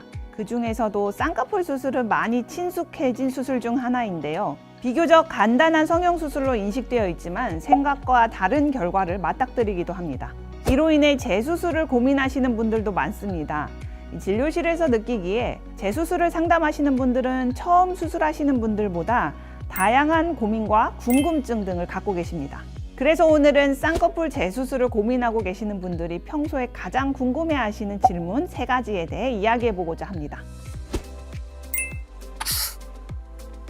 당연히 가능합니다. 안과에서 단순 미용 목적의 수술을 받아도 되는지 궁금해하시는 분들이 참 많습니다. 물론 안과에서는 미용 수술뿐 아니라 다른 진료도 병행하기 때문에 이를 걱정하시는 분들의 마음은 충분히 이해합니다. 하지만 눈꺼풀 성형을 전문으로 하는 성형안과 의료진과 충분히 상의한다면 원하시는 결과를 위해 미용 수술도 얼마든지 가능합니다. 뿐만 아니라 병원에 따라 좀 더 만족스러운 결과를 위해 눈썹 위치 교정을 위한 리프팅 시술, 필러나 보톡스 시술을 병행하는 안과도 많이 있습니다. 눈꺼풀을 전문으로 보는 안과 선생님께 수술을 받을 때 가장 큰 장점은 눈꺼풀과 주변 조직의 재건에 능숙하다는 점 아닐까 싶습니다. 안과의 세부 영역인 성형안과에서는 수술 전 시력을 비롯해 눈물의 순환, 눈의 보호 기능, 눈썹 위치 등을 종합적으로 평가합니다. 따라서 수술 후 발생할 수 있는 또는 이미 발생한 안과적 불편함에 대해 잘 대처할 수 있다는 건 아주 큰 장점이라고 생각합니다. 쌍꺼풀 재수술 시에도 미용과 기능 중 어느 한쪽으로만 치우쳐 수술을 받게 된다면 만족스러운 결과를 얻기 어렵기 때문에 반드시 꼼꼼한 사전검사와 충분한 상담을 통해 본인 눈의 상태를 정확히 파악하고 결정하는 것을 권해드립니다. 안질환 수술 후 쌍꺼풀 수술은 대부분 가능합니다. 백내장, 망막질환, 녹내장 수술에서 대부분 안구를 절개 후 회복하는 과정을 거치게 됩니다. 반면 쌍꺼풀 수술은 눈꺼풀 피부에 주름을 만들어주는 수술입니다. 따라서 안과 수술의 경험이 있다고 하더라도 충분한 회복이 이루어진다면 쌍꺼풀 수술에 전혀 지장이 없습니다. 다만 몇 가지 중요한 사항을 고려해야 하는데요. 첫 번째가 회복 기간입니다. 수술 후 눈이 충분히 회복될 때까지 기다려야 하고 3개월 이상 눈의 상태를 관찰하는 것이 좋습니다. 둘째가 눈의 상태입니다. 수술 후 눈 상태가 안정적이고 염증이나 다른 합병증이 없는지 확인해야 합니다. 눈이 완전히 치유되어 정상 기능을 회복한 후에 쌍꺼풀 수술하는 것이 안전합니다. 마지막으로 담당이와 충분한 상담을 하셔야 하는데요. 수술 후 후유증이나 부작용이 생겼을 때 빠르게 대처하기 위해 안질환 수술을 집도한 담당이와 쌍꺼풀 수술을 집도할 담당이 모두와 충분하게 상담하는 것이 중요합니다. 만에 하나 발생할 수 있는 응급 상황이나 수술 후 부작용을 미연에 방지하는 게 중요합니다. 이를 위해 경험이 풍부한 안과 각 분야의 의료진들이 있는 곳에서 수술 받으시는 것을 추천해 드립니다. 당연히 가능합니다. 쌍꺼풀 수술은 바깥쪽에 위치한 피부를 접어주어 눈썹이 눌리지 않도록 해주는 수술이고, 눈매 교정술은 눈꺼풀 깊은 곳에 있는 근육의 힘을 강화시켜 눈을 잘 뜨게 해주는 수술입니다. 이 가벼운 안검하수가 있는 분들이 처음에 쌍꺼풀 수술만 했을 때 쌍꺼풀이 선명하지도 않으면서 두꺼워 보이고 졸려 보이는 문제가 발생했다면 눈매 교정술을 추가해 볼 수 있습니다. 그런데 속눈썹 찔림이 있는 분들이 가끔 낮은 쌍꺼풀을 원하시어 눈매 교정을 추가했을 때 오히려 속눈썹 찔림이 재발하는 경우도 있습니다. 이런 경우 눈매 교정술과 쌍꺼풀 수술의 적절한 중간점을 잡아주어야 합니다. 따라서 의료진과 상담을 통해 환자분이 원하는 쌍꺼풀 높이와 눈썹 찔림이 재발하지 않는 건강한 모양을 함께 찾아가는 것이 중요합니다. 오늘은 쌍꺼풀 재수술에 대한 궁금증들을 이야기해 보았는데요. 쌍꺼풀 수술은 단순히 눈을 크게 만들어주는 수술이 아니라 눈의 크기, 모양, 길이, 눈을 뜨는 힘, 눈동자의 노출의 정도 등 눈의 상태를 파악하여 이에 맞는 수술을 결정해야 합니다. 이를 위해 숙련된 노하우를 갖춘 의료진과 충분한 상담을 진행한 후 결정하는 것이 무엇보다 중요하다고 할 수 있겠습니다. 시청자 여러분들께서도 혹시 눈 건강에 대해 궁금하신 것들 댓글로 남겨주시면 자세히 답변 드릴 수 있도록 하겠습니다. 여러분의 눈 건강 해피아이 김안과병원이 함께합니다.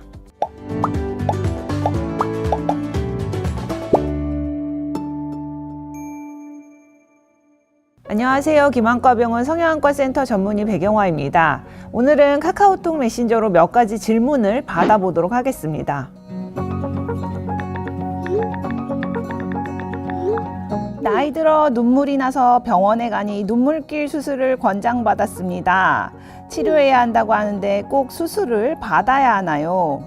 답을 먼저 드리자면 그건 환자가 처한 상황에 따라 다릅니다. 눈물이 나는 환자분이 찾아오면 여러 가지 검사를 합니다. 눈물은 건강한지, 건조증이 동반되진 않았는지, 알러지나 눈썹 찔림은 없는지 이것들을 확인해서 눈물 생성 과다의 문제는 없는지 보는 것입니다.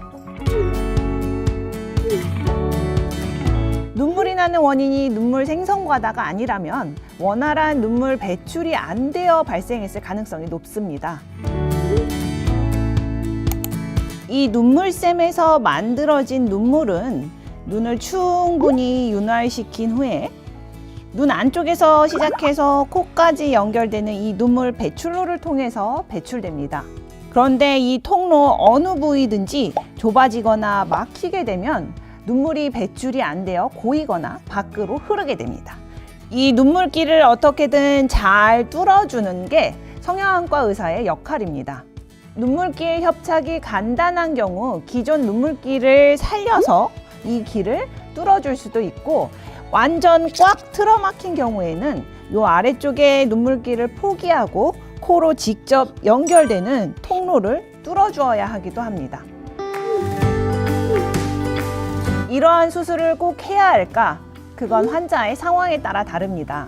왕성하게 사회생활을 하는 중년 환자분들의 경우 눈물 배출 장애로 눈곱이 끼고 눈 주변이 짓무르고 화장이 번지거나 대화 도중 눈물을 자꾸 닦아야 하는 상황이 발생하면 사회생활에 큰 불편을 초래합니다. 따라서 저는 이런 분들에게 적극적으로 치료를 권하는 편이고, 환자분들도 치료가 절실하게 필요하다 말씀하십니다. 눈물 흘림이 별거 아닌 것 같지만 하루 종일 눈물이 고이고 눈꺼풀이 짓무르는 건 생각보다 많이 불편하니까요. 반면 고령 환자분들이 거동도 불편하신데 자녀분들이 걱정이 되어 모시고 왔다면 눈물길 수술을 적극적으로 권하진 않습니다. 연고나 안약을 사용해서 불편감을 약간 덜어드리는 정도의 치료를 권해드립니다.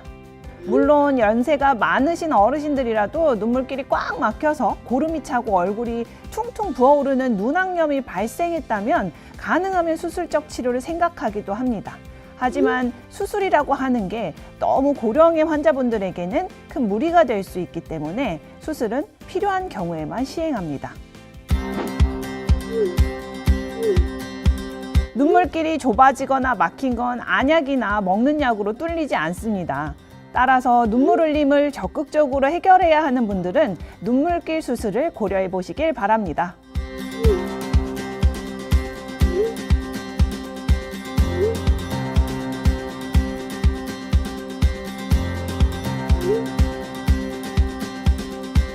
궁금하신 질문들 댓글로 남겨주시면 답변해 드리겠습니다. 여러분의 눈 건강 해피아이 김안과 병원이 함께합니다.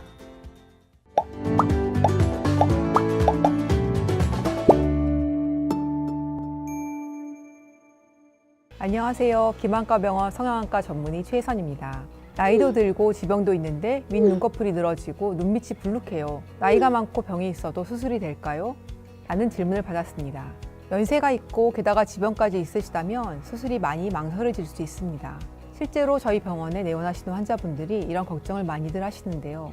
사실 말씀하신 증상들은 노화에 따른 자연스러운 현상입니다. 눈 아래가 불룩 튀어나오는 건 역시 나이가 들면서 피부 아래의 지방층을 싸고 있는 안화경막이라는 얇고 투명한 막이 힘이 약화되면서 주위의 근육이 느슨해져서 지방층이 밀려나오는 아주 자연스러운 현상입니다. 심각한 건강 문제를 초래하는 질환은 아니지만 윗 눈꺼풀이 처지거나 눈 아래가 불룩하게 튀어나오면 인상이 어둡고 지쳐 보인다거나 나이가 더 많이 들어 보이는 등 미용적인 문제가 생기게 됩니다.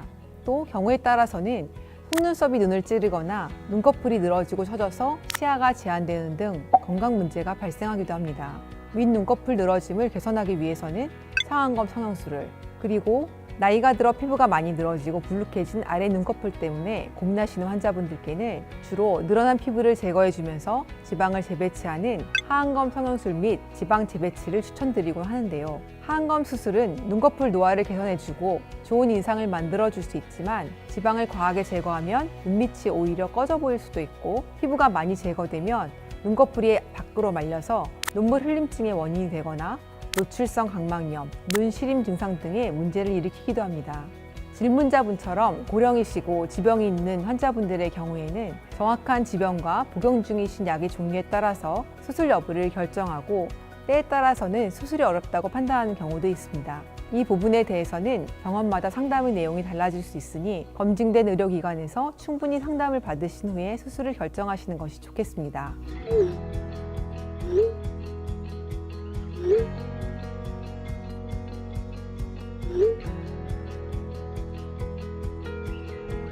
오늘 내용이 흥미로우셨는지 모르겠습니다. 그 외에 궁금하신 점들이 있으면 영상 아래 댓글로 남겨주신다면 자세히 답변해 드리겠습니다. 여러분의 눈 건강 해피아이 김안과 병원이 함께합니다.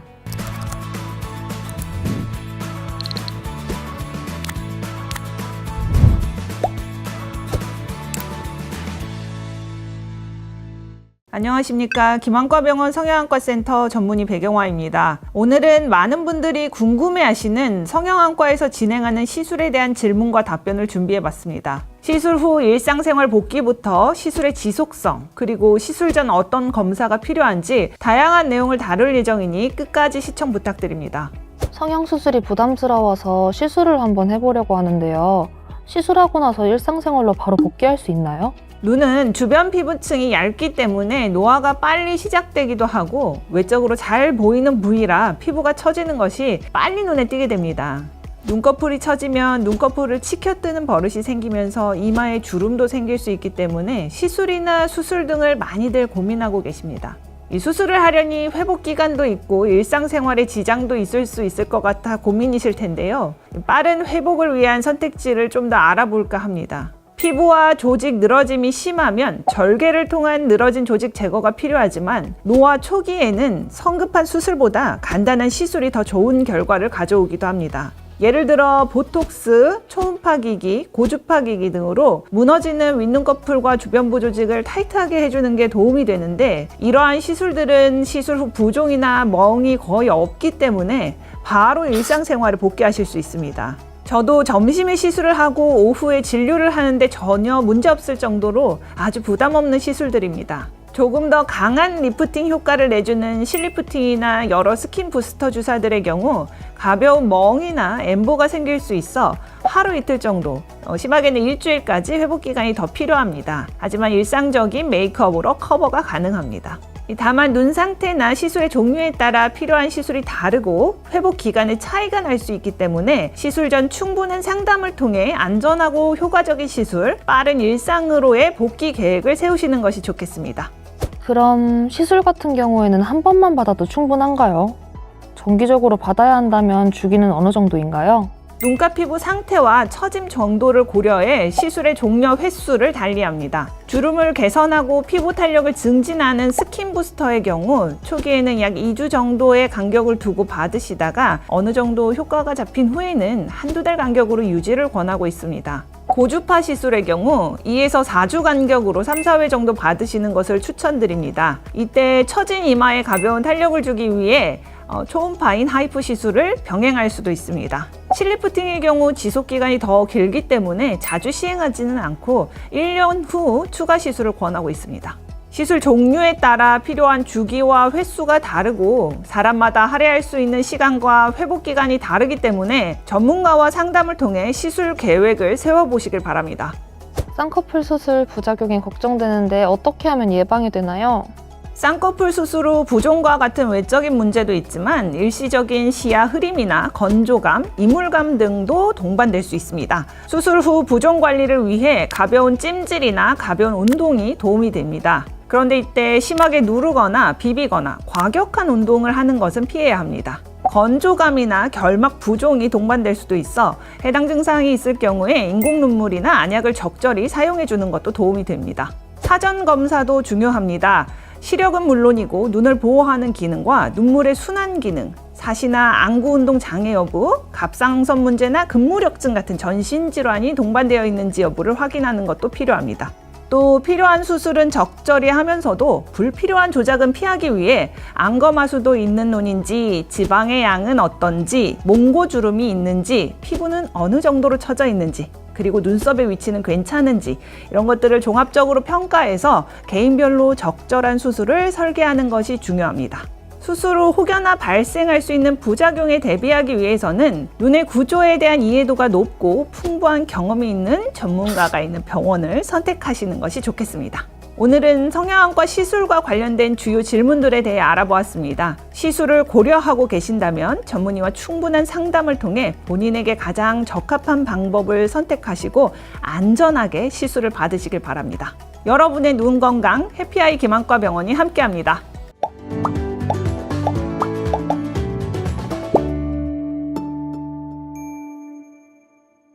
안녕하세요. 김안과 병원 성형외과 전문의 최선입니다. 오늘은 카톡으로 몇 가지 질문을 받아보겠습니다. 눈꺼풀은 늘어지는데 수술은 무서워요. 유유. 다른 방법이 있나요? 늘어진 눈꺼풀 때문에 스트레스를 받으시지만 수술이 두려워서 고민하는 환자분들이 많습니다. 나이가 들면서 눈을 뜨는 근육이 약해지거나 피부의 탄력이 떨어져서 눈꺼풀 및 눈썹 처진 증상이 생깁니다. 이러한 경우 보통 상안검 성형술, 안검하 수술, 눈썹 올림술 등을 통해서 늘어진 피부를 제거하고 약해진 근육을 당겨주는 여러 가지 수술을 할 수 있습니다. 하지만 인상 변화 등에 대한 두려움으로 수술을 원하지 않는 분들도 계십니다. 최근에는 이런 환자분들도 수술을 하지 않고 눈꺼풀 늘어짐이나 눈썹 처짐을 어느 정도 개선시킬 수 있는 방법이 있습니다. 마이크로 니들 RF, 즉 미세 바늘을 이용한 고주파 시술이 그것인데요. 시술 원리는 미세 바늘을 통해 피부 및 고주파 전기 자극을 줌으로써 손상된 조직의 피부 재생을 유도하는 방식입니다. 주로 피부 진피층의 콜라겐과 엘라스틴 생성을 유도해서 윗 눈꺼풀 및 눈썹의 리프팅 효과를 기대할 수 있습니다. 또 고주파 시술의 깊이를 0.1mm 단위로 섬세하게 조절할 수 있어서 눈꺼풀과 같이 얇고 민감한 부위에도 안전하게 시술할 수 있다는 것이 큰 장점입니다. 시술 전 마취크림을 도포 후 시술하면 통증도 거의 없고 시술 후에도 하루 이틀의 붉은기 정도 이외에는 활동에 제한이 별로 없습니다. 시술은 2 내지 4주 간격으로 3회 정도 받는 것을 우선 추천드립니다. 물론 효과에는 개인차가 있고 수술만큼 드라마틱한 효과를 기대하기는 어렵지만 수술이 두렵거나 이미 수술을 받았는데 부족 교정이 되거나 재발한 경우 또는 눈썹 처짐을 교정하고 싶지만 흉터가 걱정되는 분들에게는 좋은 선택지가 될 것으로 생각됩니다.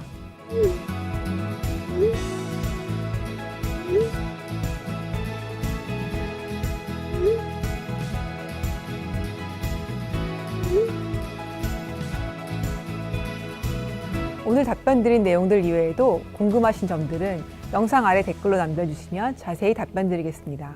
여러분의 눈 건강 해피아이 김한과 병원이 함께합니다. 이런 부분을 고려하여 남성분들의 그리고 등을 생각해서 여성분들과는 다르게 접근하는 것이 필요합니다.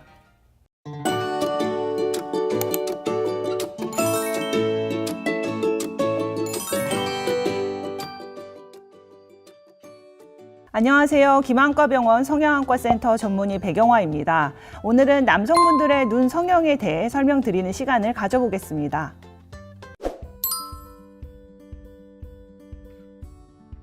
남성분들이 미용적으로 눈 성형 수술을 고려하실 때 요구하시는 부분이 날카로운 인상을 교정하고 싶다, 졸려 보이는 인상을 개선하고 싶다, 그리고 눈꼬리가 처져 보여서 나이 들어 보인다, 그리고 이마에 주름이 져서 그것이 불편하다, 이런 얘기들을 많이 하십니다.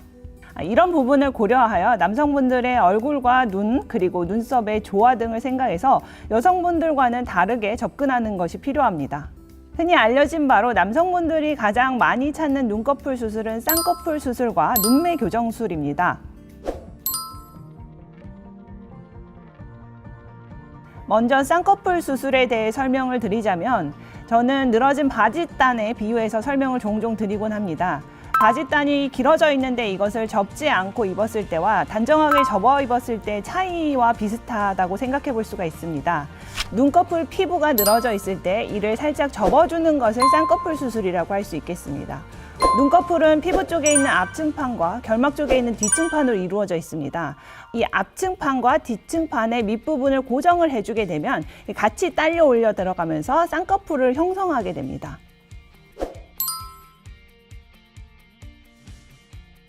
이 쌍꺼풀 수술은 매몰법, 절개법, 부분 절개법 이렇게 세 가지로 많이 알려져 있습니다.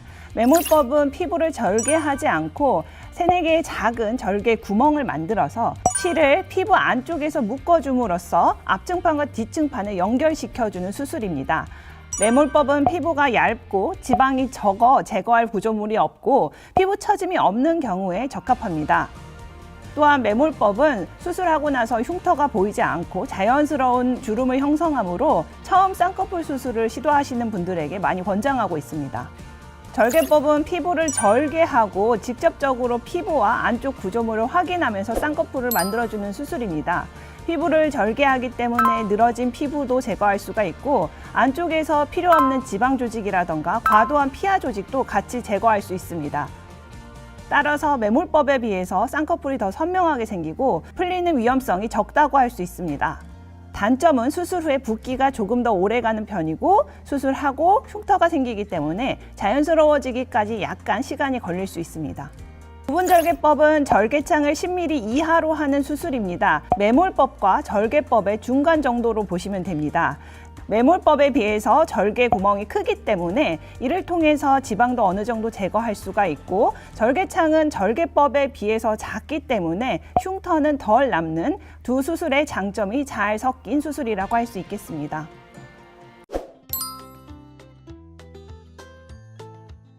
눈매 교정술은 눈꺼풀을 띄워주는 근육인 눈꺼풀 올림근을 강화시켜주는 수술입니다. 눈꺼풀 올림근이 늘어져 있거나 눈꺼풀 올림근이 눈꺼풀로부터 떨어져 있다면 안검하수가 생기거나 약간 졸려 보이는 눈매가 형성될 수 있습니다. 이때 수술로서 눈꺼풀 올림근의 길이를 줄여주거나 위치를 이동함으로써 이 힘을 강화시켜주면 눈 뜨는 힘이 강해지고 이로 인해 눈매가 또렷해 보일 수 있습니다. 사실 눈매 교정술과 안검하수 수술의 경계가 명확한 것은 아닙니다. 안검하수라고 진단할 정도는 아니지만은 경도에 눈꺼풀 처짐이 있는 분들은 눈매 교정술을 시행을 해볼 수 있습니다. 눈꺼풀 올림근의 기능을 약간만 강화시켜 줌으로써 안구 건조증이라던가 눈이 덜 감기는 등의 합병증은 최소화하고 좋은 결과를 가져올 수 있습니다. 눈매 교정술은 안검하수 수술의 일종으로서 눈꺼풀 올림근을 약간 교정해 주어서 선명한 인상을 만들어 줍니다. 눈매 교정술은 경우에 따라 비절개법으로 이루어지기도 합니다. 비절개법은 눈꺼풀 뒤쪽에 있는 결막 쪽으로 접근하게 되는데 결막과 닿아 있는 뮬러근을 당겨줌으로써 선명한 눈매를 만들어줄 수 있습니다. 이 비절개법은 수술 직후에도 큰 붓기가 없어 일상으로의 빠른 회복을 가져올 수 있습니다.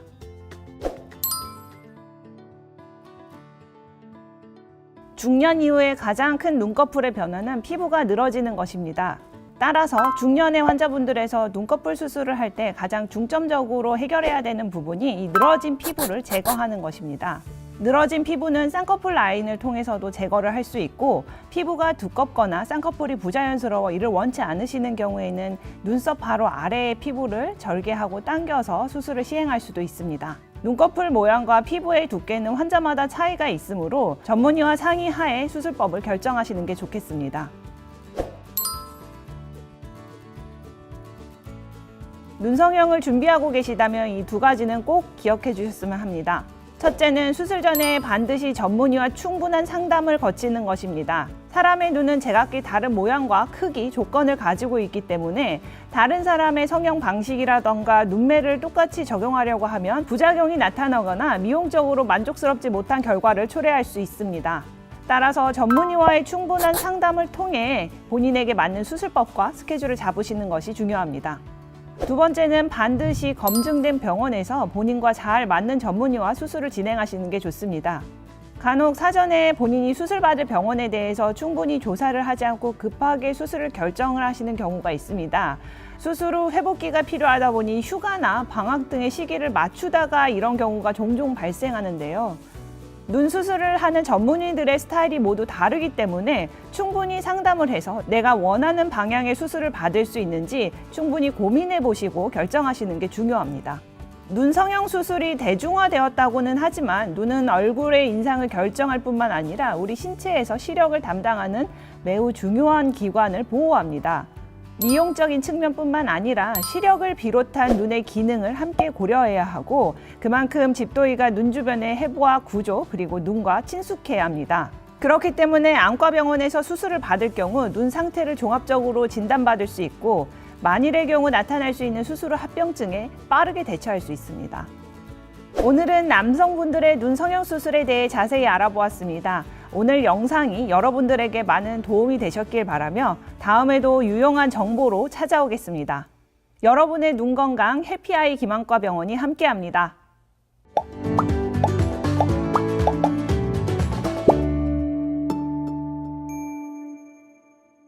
안녕하세요. 김안과병원 성형안과센터 전문의 백영화입니다. 오늘은 카카오톡 메신저로 몇 가지 질문을 받아보도록 하겠습니다.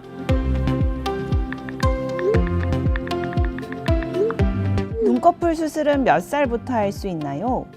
사실 눈꺼풀 수술은 3살 어린이들도 가능합니다. 실제로 저희 김안과병원에서는 소아 눈꺼풀 수술이 매우 많이 이루어지고 있습니다. 이렇게만 말씀드리면 무슨 어린아이가 눈꺼풀 수술인가 하고 놀라실 수 있지만 물론 미용 목적으로 하는 것은 아닙니다. 가장 대표적으로 눈썹 찔림이 있는 아이에서 이를 개선하기 위해 쌍꺼풀 수술을 하죠. 일반적으로 3살, 4살의 어린아이들의 경우 매몰 쌍꺼풀 수술로 교정을 합니다.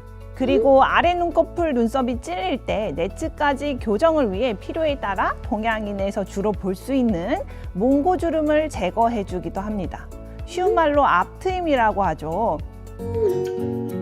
마지막으로 안검하수 수술이 있겠죠. 안검하수가 너무 심해서 동공을 가리게 되면 정상적인 시력 발달이 어려울 수 있습니다. 시력이 형성되는 시기인 10살 이전의 어린아이에서도 아주 심한 안검하수가 있다면 동공을 정상적으로 열어주기 위해 안검하수 수술을 시행합니다. 하지만 아주 약간의 안검하수가 있어 시력은 정상인데 아이가 졸려 보이고 이마에 주름이 생기는 등 미용 목적을 개선하기 위해서 온 학생들 같은 경우에 좀 더 커서 중고등학생이 돼서 내원하시길 권유합니다. 왜냐하면 초등학생이야 어린아이들은 눈꺼풀 수술을 전신마취로 진행하기 때문입니다. 그리고 수술이나 눈 모양에 대한 아이의 선호도가 좀 더 크면 변할 수 있습니다. 따라서 수술이 급하지 않은 경우에는 아이가 좀 크길 기다려주는 편입니다. 과거에는 얇은 눈꺼풀을 지금보다 좀 더 선호했기 때문에 무조건 얇게 하기 위해서 눈꺼풀 지방은 가능하면 제거하는 게 어떻게 보면 유행이었습니다.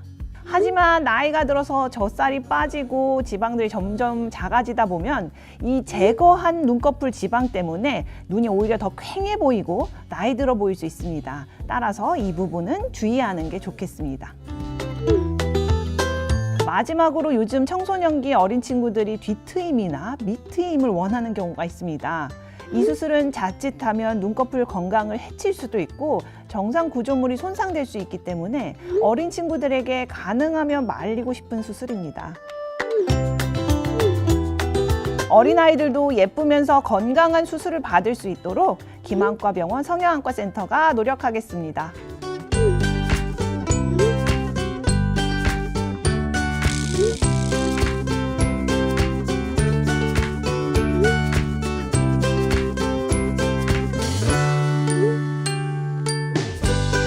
궁금하신 질문들 댓글로 남겨주시면 답변해 드리겠습니다. 여러분의 눈 건강 해피아이 김안과 병원이 함께합니다.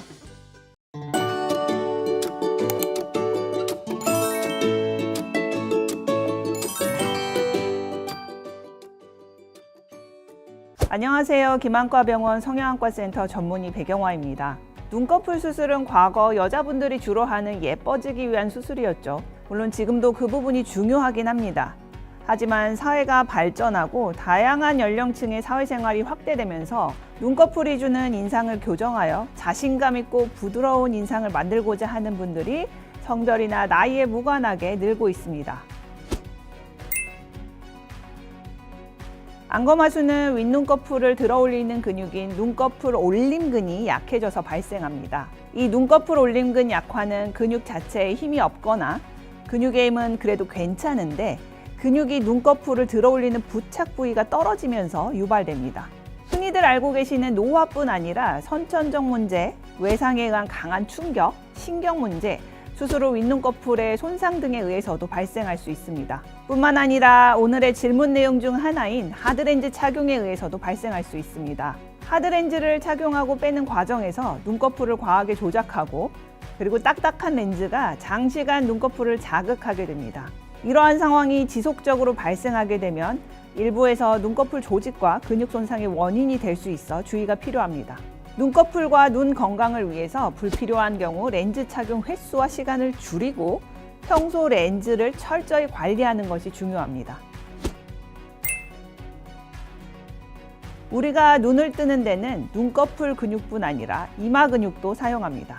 일반적으로 눈을 잘 뜨는 경우에는 이마가 나설 필요가 없습니다. 하지만 눈을 뜨는 근육의 힘이 약해지면 이마가 눈을 뜰 수 있게 들어올려 주는 거죠. 이마를 사용해 눈을 크게 떠보시면 알겠지만 이마에 주름이 생기게 됩니다. 따라서 안검하수가 있는 분들의 특징이 이마에 주름이 지고 턱을 들게 되는데 이러한 원리로 이마에 깊은 주름이 발생합니다. 성공적인 수술로 눈꺼풀이 잘 떠지게 된다면 이마 근육의 사용이 줄어들게 되고 주름도 자연스럽게 완화됩니다. 이마주름이 한두 번, 잠깐 동안에야 괜찮지만 주름진 상태가 지속된다면 이 주름은 이마를 사용하지 않을 때도 깊게 자리 잡게 됩니다. 따라서 안검하수로 인한 주름이 아직 깊어지지 않은 분들은 더 늦기 전에 수술을 고민해 보시는 것도 좋습니다. 쌍꺼풀 수술과 안검하수 수술은 둘 다 눈이 커 보이게 하는 결과를 가져오므로 같은 수술로 생각하는 분들이 많은 것 같습니다. 하지만 두 수술은 목적과 교정 부위가 엄연히 다른 수술입니다. 쌍꺼풀 수술은 눈꺼풀의 바깥 부분인 피부를 조작하는 수술입니다. 무쌍꺼풀 상태에서 늘어져 있는 피부를 안쪽으로 한 단 접어주는 수술이라고 생각해 볼 수 있습니다. 재수술할 때도 마찬가지입니다. 접는 부분의 위치를 조정해 주거나 필요시 피부를 잘라내어 쌍꺼풀 높이를 재조정할 수 있습니다. 반면 안검하수 수술은 피부가 아닌 눈꺼풀 깊은 곳에 위치한 근육을 찾아내어 교정하는 수술입니다. 근육의 힘이 약하다면 강화시켜주고 근육의 위치가 잘못되어 있다면 제 위치에 고정시켜주는 수술입니다. 쌍꺼풀 수술과 안검하수 수술의 차이점 이해되시나요? 그런데 워낙 피부 늘어짐이 심해 실제 근육 문제로 인한 안검하수가 아닌데도 불구하고 안검하수처럼 보이는 눈도 있습니다. 일반적인 얇은 눈꺼풀에 비해서 과한 피부를 가진 분들이 늘어진 피부가 눈동자를 가리게 되고 이로 인해서 이마에 주름이 지게 됩니다. 실제 눈은 잘 떠져 있는데 그 위에 피부가 덮으면서 안검하수와 유사한 결과를 가져오게 되는 거죠. 이런 경우 이 겉에 늘어진 피부만 잘 절제하고 다듬어주는 쌍꺼풀 수술만으로도 안검하수 수술을 한 듯한 효과를 낼 수 있습니다. 반대로 늘어진 피부 뒤에 감추어진 안검하수를 발견 못하고 쌍꺼풀 수술할 경우 쌍꺼풀은 생겼지만 눈은 덜 떠진 상태가 유지되므로 오히려 졸려 보이는 결과를 초래할 수 있습니다. 내 눈꺼풀이 어떤 상황인지 정확히 알고 수술해야 좋은 결과를 가져올 수 있겠죠. 따라서 적합한 치료 방법을 선택하기 위해 성형외과 의료진과 충분한 상담이 필요합니다. 오늘은 안검하수에 대한 여러 궁금증에 대해 알아보았습니다. 안검하수는 단순히 눈이 졸려 보이는 미용적 문제뿐 아니라 시야 확보가 제한되거나 이마주름, 두통, 비대칭, 눈의 피로 등 여러 문제를 초래할 수 있습니다. 만약 안검하수 증상이 의심된다면 꼼꼼한 검사와 진단을 통해 눈의 상태를 비롯한 여러 요소를 살펴본 후 적절한 치료법을 선택하시는 것을 권장해 드립니다. 시청자 여러분들께서도 혹시 눈 건강에 대해 궁금하신 것들 댓글로 남겨주시길 바랍니다. 저희가 꼭 알면 좋은 질문들을 추려서 답변 드리겠습니다. 여러분의 눈 건강 해피아이 김안과 병원이 함께합니다.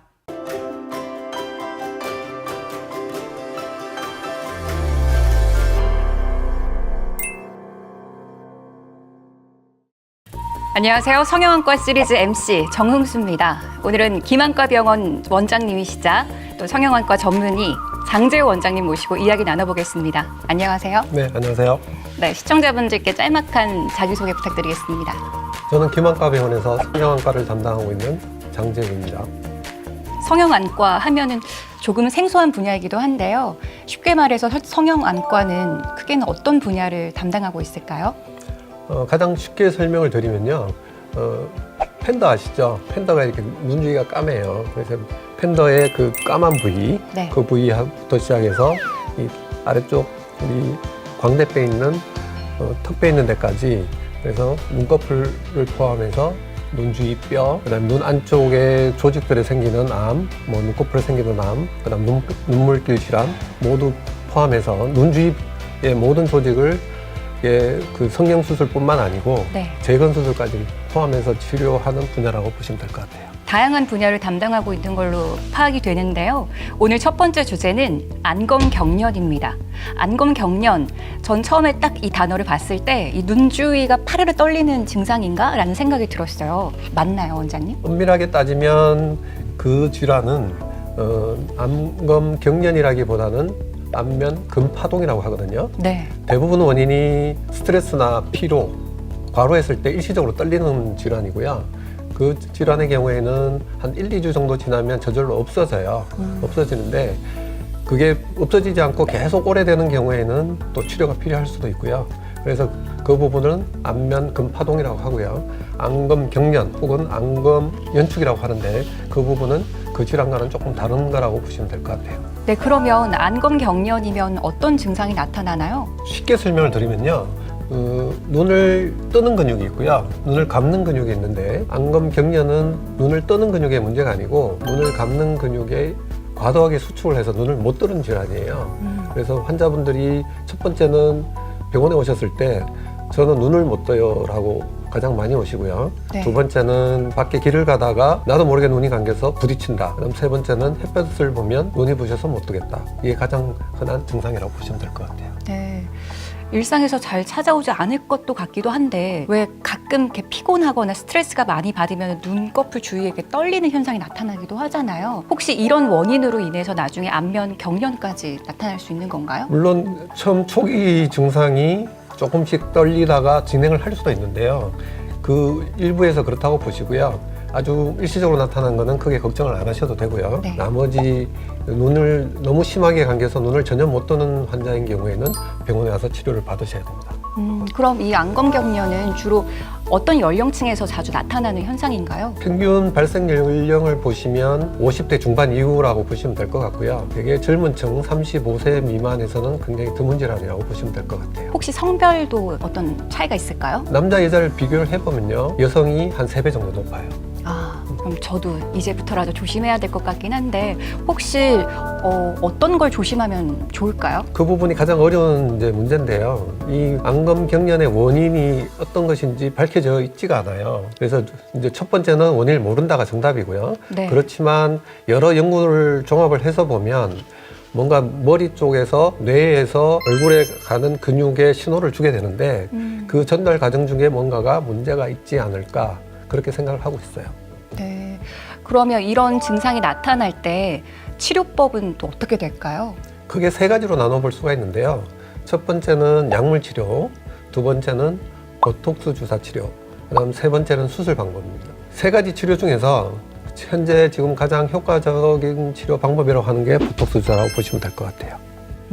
이 보톡스 주사라고 하면은 대체로 좀 얼굴을 갸름하게 만든다거나 또 주름을 없애는 데 쓰인다고만 생각을 했었는데 그게 또 아닌가 봐요.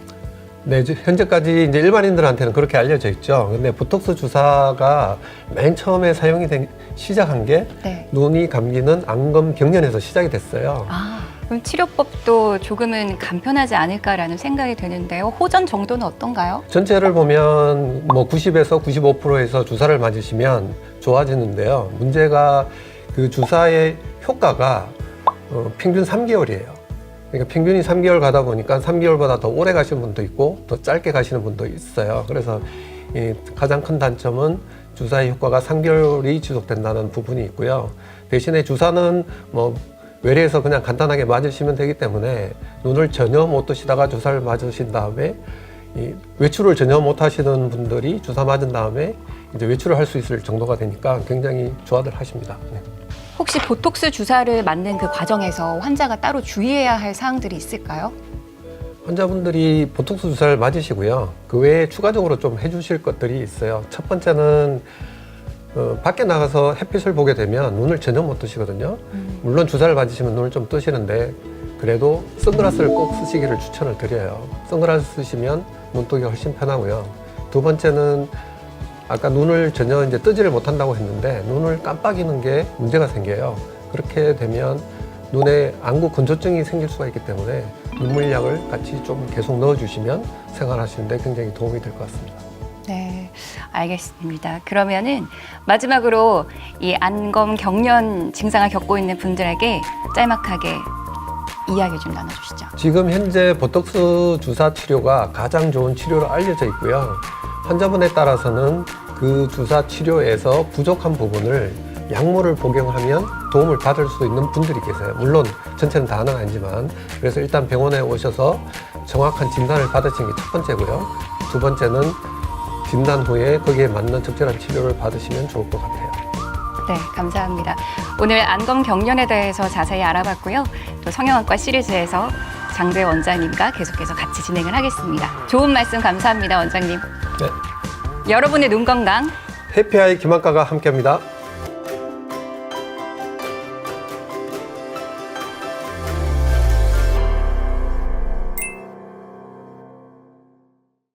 안녕하세요. 김한과병원 성형외과센터 전문의 백영화입니다. 오늘은 안검 외반에 대해서 설명해 드리고자 합니다. 안검 외반을 처음 들으신 분도 계시고 안검 내반과 헷갈려 하시는 분들도 많으십니다. 오늘은 눈꺼풀이 겉으로 까지는 안검 외반에 대해서 알아보도록 하겠습니다. 안검 외반은 우리말로 눈꺼풀 겉말림입니다. 원래 눈꺼풀은 안구에 밀착되어 있어야 하는데 이 눈꺼풀이 밖으로 벌어지게 되면은 기능적 또는 미용적으로 문제를 만들 수 있습니다. 안검 외반은 눈꺼풀이 제 위치에 있으려고 하는 힘이 약해지거나 아니면 밖에서 당기는 힘이 강할 때 발생할 수가 있습니다. 힘이 약해지는 경우는 노화에 의해서 피부나 눈꺼풀 태가 늘어진 경우에 발생할 수 있습니다. 반면 젊으신 분들한테서도 안면 마비가 발생할 경우 근육이 전반적으로 아래쪽으로 처지면서 눈꺼풀이 겉으로 벌어지는 현상이 발생할 수 있습니다. 두 번째로 외부에서 당기는 힘이 강해서 생기는 경우는 눈꺼풀 수술 후에 많이 발생하게 됩니다. 나이가 들면서 안원의 지방이 돌출되거나 피부가 늘어지는 등의 변화가 발생하게 되는데요. 요즘에는 이런 변화를 교정하기 위해서 지방을 제거하거나 재배치하고 이 늘어진 피부를 제거하는 미용 수술이 많이 이루어지고 있습니다. 이는 미용적으로 도움이 되는 굉장히 좋은 수술이기는 하나 욕심이 과해서 피부 제거량이 많아지게 되면 너무 많은 피부가 제거되어 눈꺼풀이 밖으로 당겨지게 됩니다. 따라서 약간의 노화를 교정하려다가 눈꺼풀이 겉으로 말리게 되어 오히려 수술 전보다도 못한 결과를 가져오는 경우가 종종 있습니다.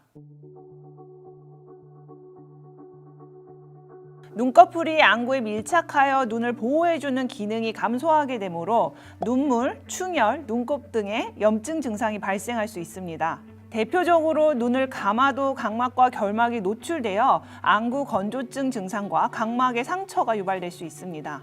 그리고 눈꺼풀 내측에 위치한 눈물점이 눈꺼풀과 함께 벌어짐으로써 눈물 배출에 장애가 생기게 되고 결국 눈물 흘림으로 고생하시는 분들이 많습니다.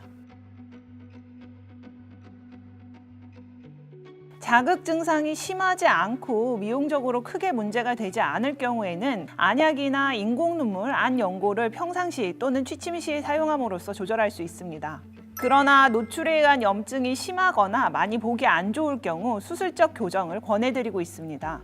노화나 안면 마비에 의한 안검 외반의 경우 눈 외측에 있는 눈꼬리를 타이트하게 당겨서 제 위치를 잡아줌으로써 간단한 수술로 교정할 수 있겠습니다. 그러나 피부가 너무 많이 제거되어 발생한 반응성 안검 외반의 경우 윗눈꺼풀이나 얼굴의 다른 부위에서 피부를 가져와서 이식해야 되는 피부 이식술이 동반되어야 합니다. 피부를 이식하여 점막이 훤히 들여다 보이는 눈꺼풀 건말림을 교정한다 하더라도 이 경우 이식한 피부가 원래 피부와는 다른 색을 나타낼 수 있어 수술 결과가 만족스럽지 못할 수 있음을 알고 계셔야 합니다.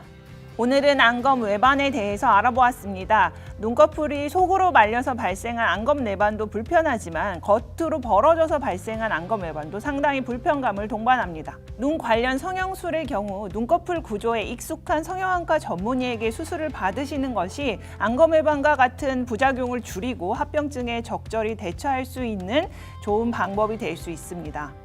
오늘 내용이 도움이 되셨길 바라며 다음 시간에는 눈이 튀어나오고 붓는 갑상선 눈병증에 대해 알아보도록 하겠습니다. 여러분의 눈 건강 해피아이 김안과 병원이 함께합니다.